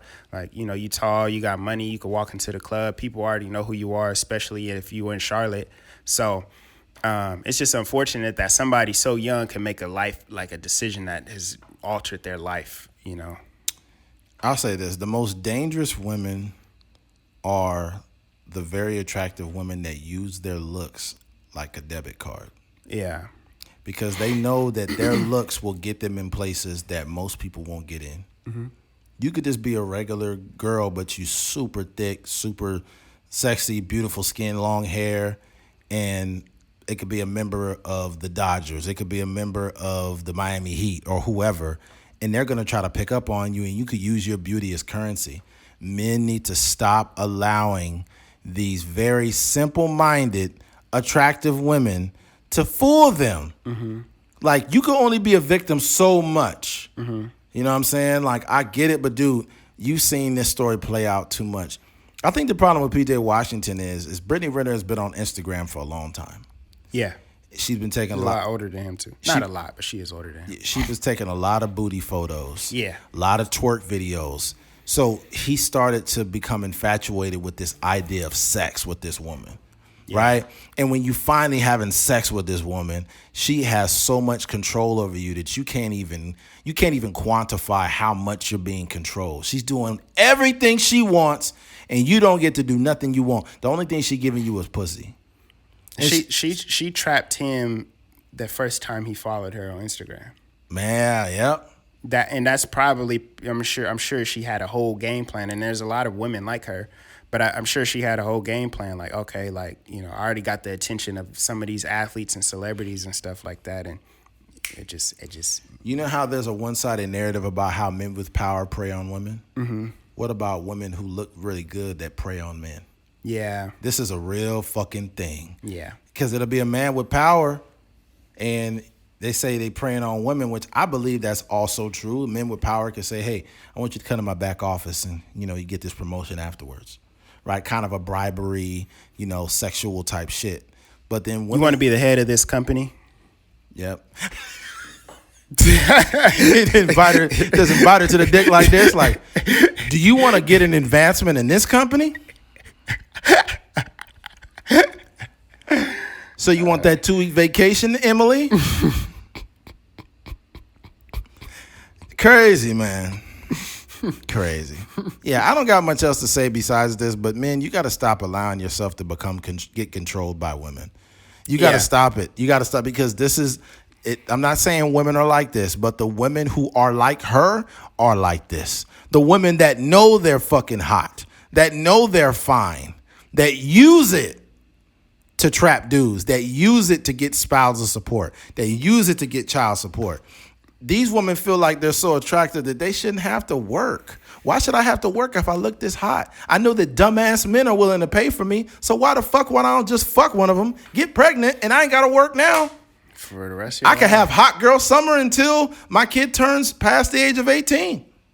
And by then, a woman like Brittany Renner, as sorry as she is, there is a sucker out there that will marry a woman like that. With some money. It's a dude with some money. Mm-hmm. Sad. It's the averages, right? So yeah. she's very famous. She's still attractive. Just because she just did this to the person doesn't remove the fact that to some people, she's still physically attractive. So it's gonna be some dude, some rapper that come up. He may be on the come up next year. He may drop a hot single and be like, yo, I've been wanting to hit Brittany Renner. She finally giving me some play, and that's the name of the game. Somebody out there. You told me stories of people personally that got locked down, proposed to, they fiancés, but they just trash women, got too much baggage, or they hoes, or whatever the case may be, and there's somebody out there that What men need to understand, man. What a lot of men need to understand is if you get with some woman like this that's really superficial and very attractive, and they got this huge social media following of 4 million people, the attention from one man is not enough for her to stick around. Mm-hmm. You are only one person. She got 4 million followers. And out of those 4 million followers, there are other athletes that want to fuck her. There are other musicians that want to fuck her. There are other realtors that own realty companies. There are other lawyers that own law firms. There are other people that want her, and you are one person. So she's going to pump and dump you. She might have another baby's daddy. Now she got double money coming in. The saddest part, I think, for me, is that he was so naive to think that she, out of all the 4 million people that follow her, out of all the rappers that follow he was her, the one. He was the guy that was he cuffed Brittany Renner. I doubt he read the book, because he don't seem like the type to read to me. But, if he read that book, that should have been enough red flags in there to be like, yo, I'm gonna stay away from this. Or even if he did, I'm gonna get my rocks off, and then she gonna be just a little side piece or something like that. Not nothing to marry. Here's the problem, though. Brittany Renner actually lost. I'm gonna explain why. I just hit me out of nowhere. Brittany Renner had to get PJ Washington, who is just a regular NBA guy. He's not a superstar, right? Mm-hmm. She had to get someone that was dumb enough that wasn't a high earner. She could never get a LeBron.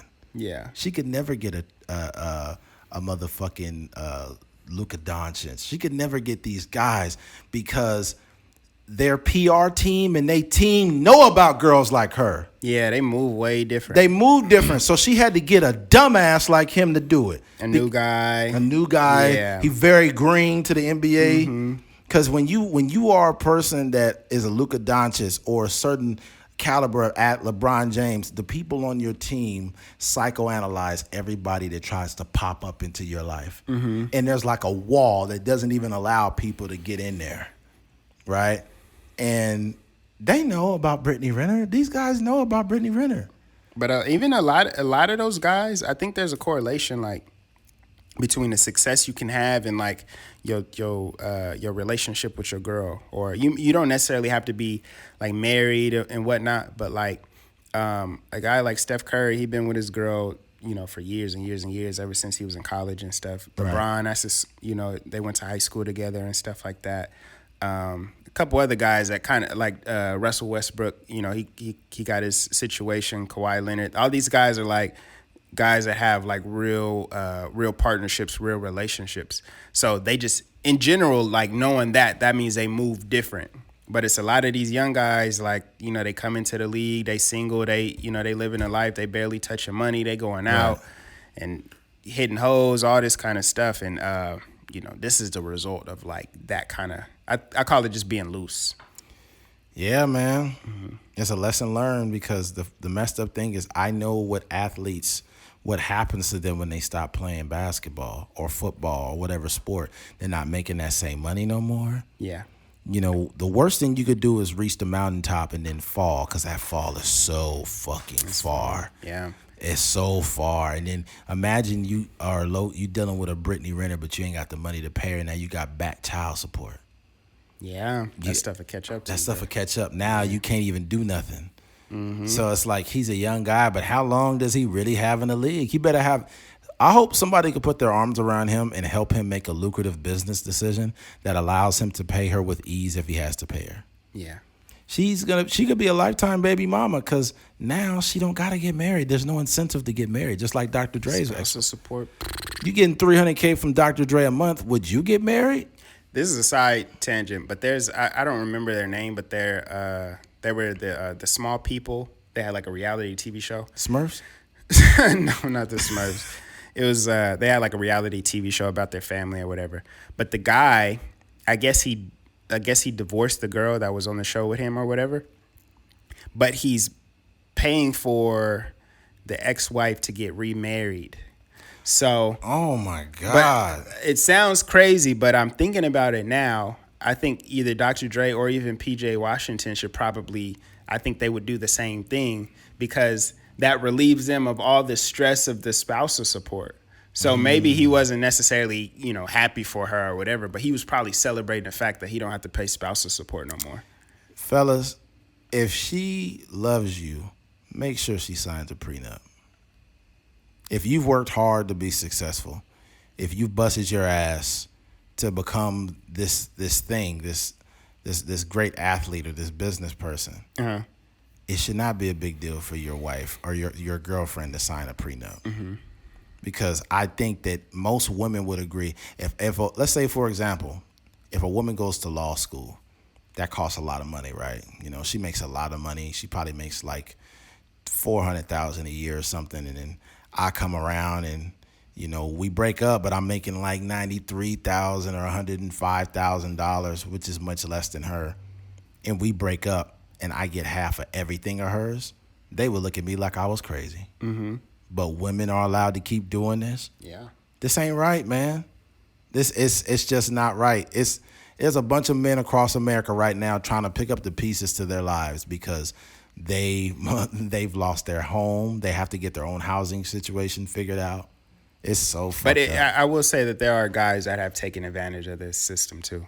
Oh, there is. People that I know personally and celebrity situations. I think Mary J. Blige, Kelly Clarkson, Britney Spears, some countless other people. So it's just a situation overall. Like no matter what role you play in a relationship, like people they shouldn't have the luxury of marrying somebody and then just stepping away and just being rich for being married to somebody. That's facts. I agree with that. But the problem I have though too is the gender part of it. Is like you'll hear people say, why would he be taking money from a woman? Yeah. Men don't do something like this. But then we watch the other side of this.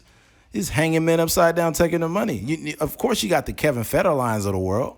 Yeah. You know what I'm saying? You got the Kevin Federlines and, people like that. But most of the times, it's the high earning men, they got to keep fucking forking out money. Mm-hmm. It ain't right, man. It's sad. It ain't right. But, hey, I don't have that problem, so I'm good. I ain't got no money. I'm going to go home and make some Hot Pockets for dinner. I want some of that cafeteria pizza. Yeah. That's so good. You know what? I want some of that cafeteria pizza, and I want a middle-aged black woman with a hairnet to serve it to me. To you. There you Here go. you go, baby. Here you go. Miss Lunch Lady. You don't even know her name. Yeah. Her name is just Lunch. How you doing, Lunch? How you doing, baby?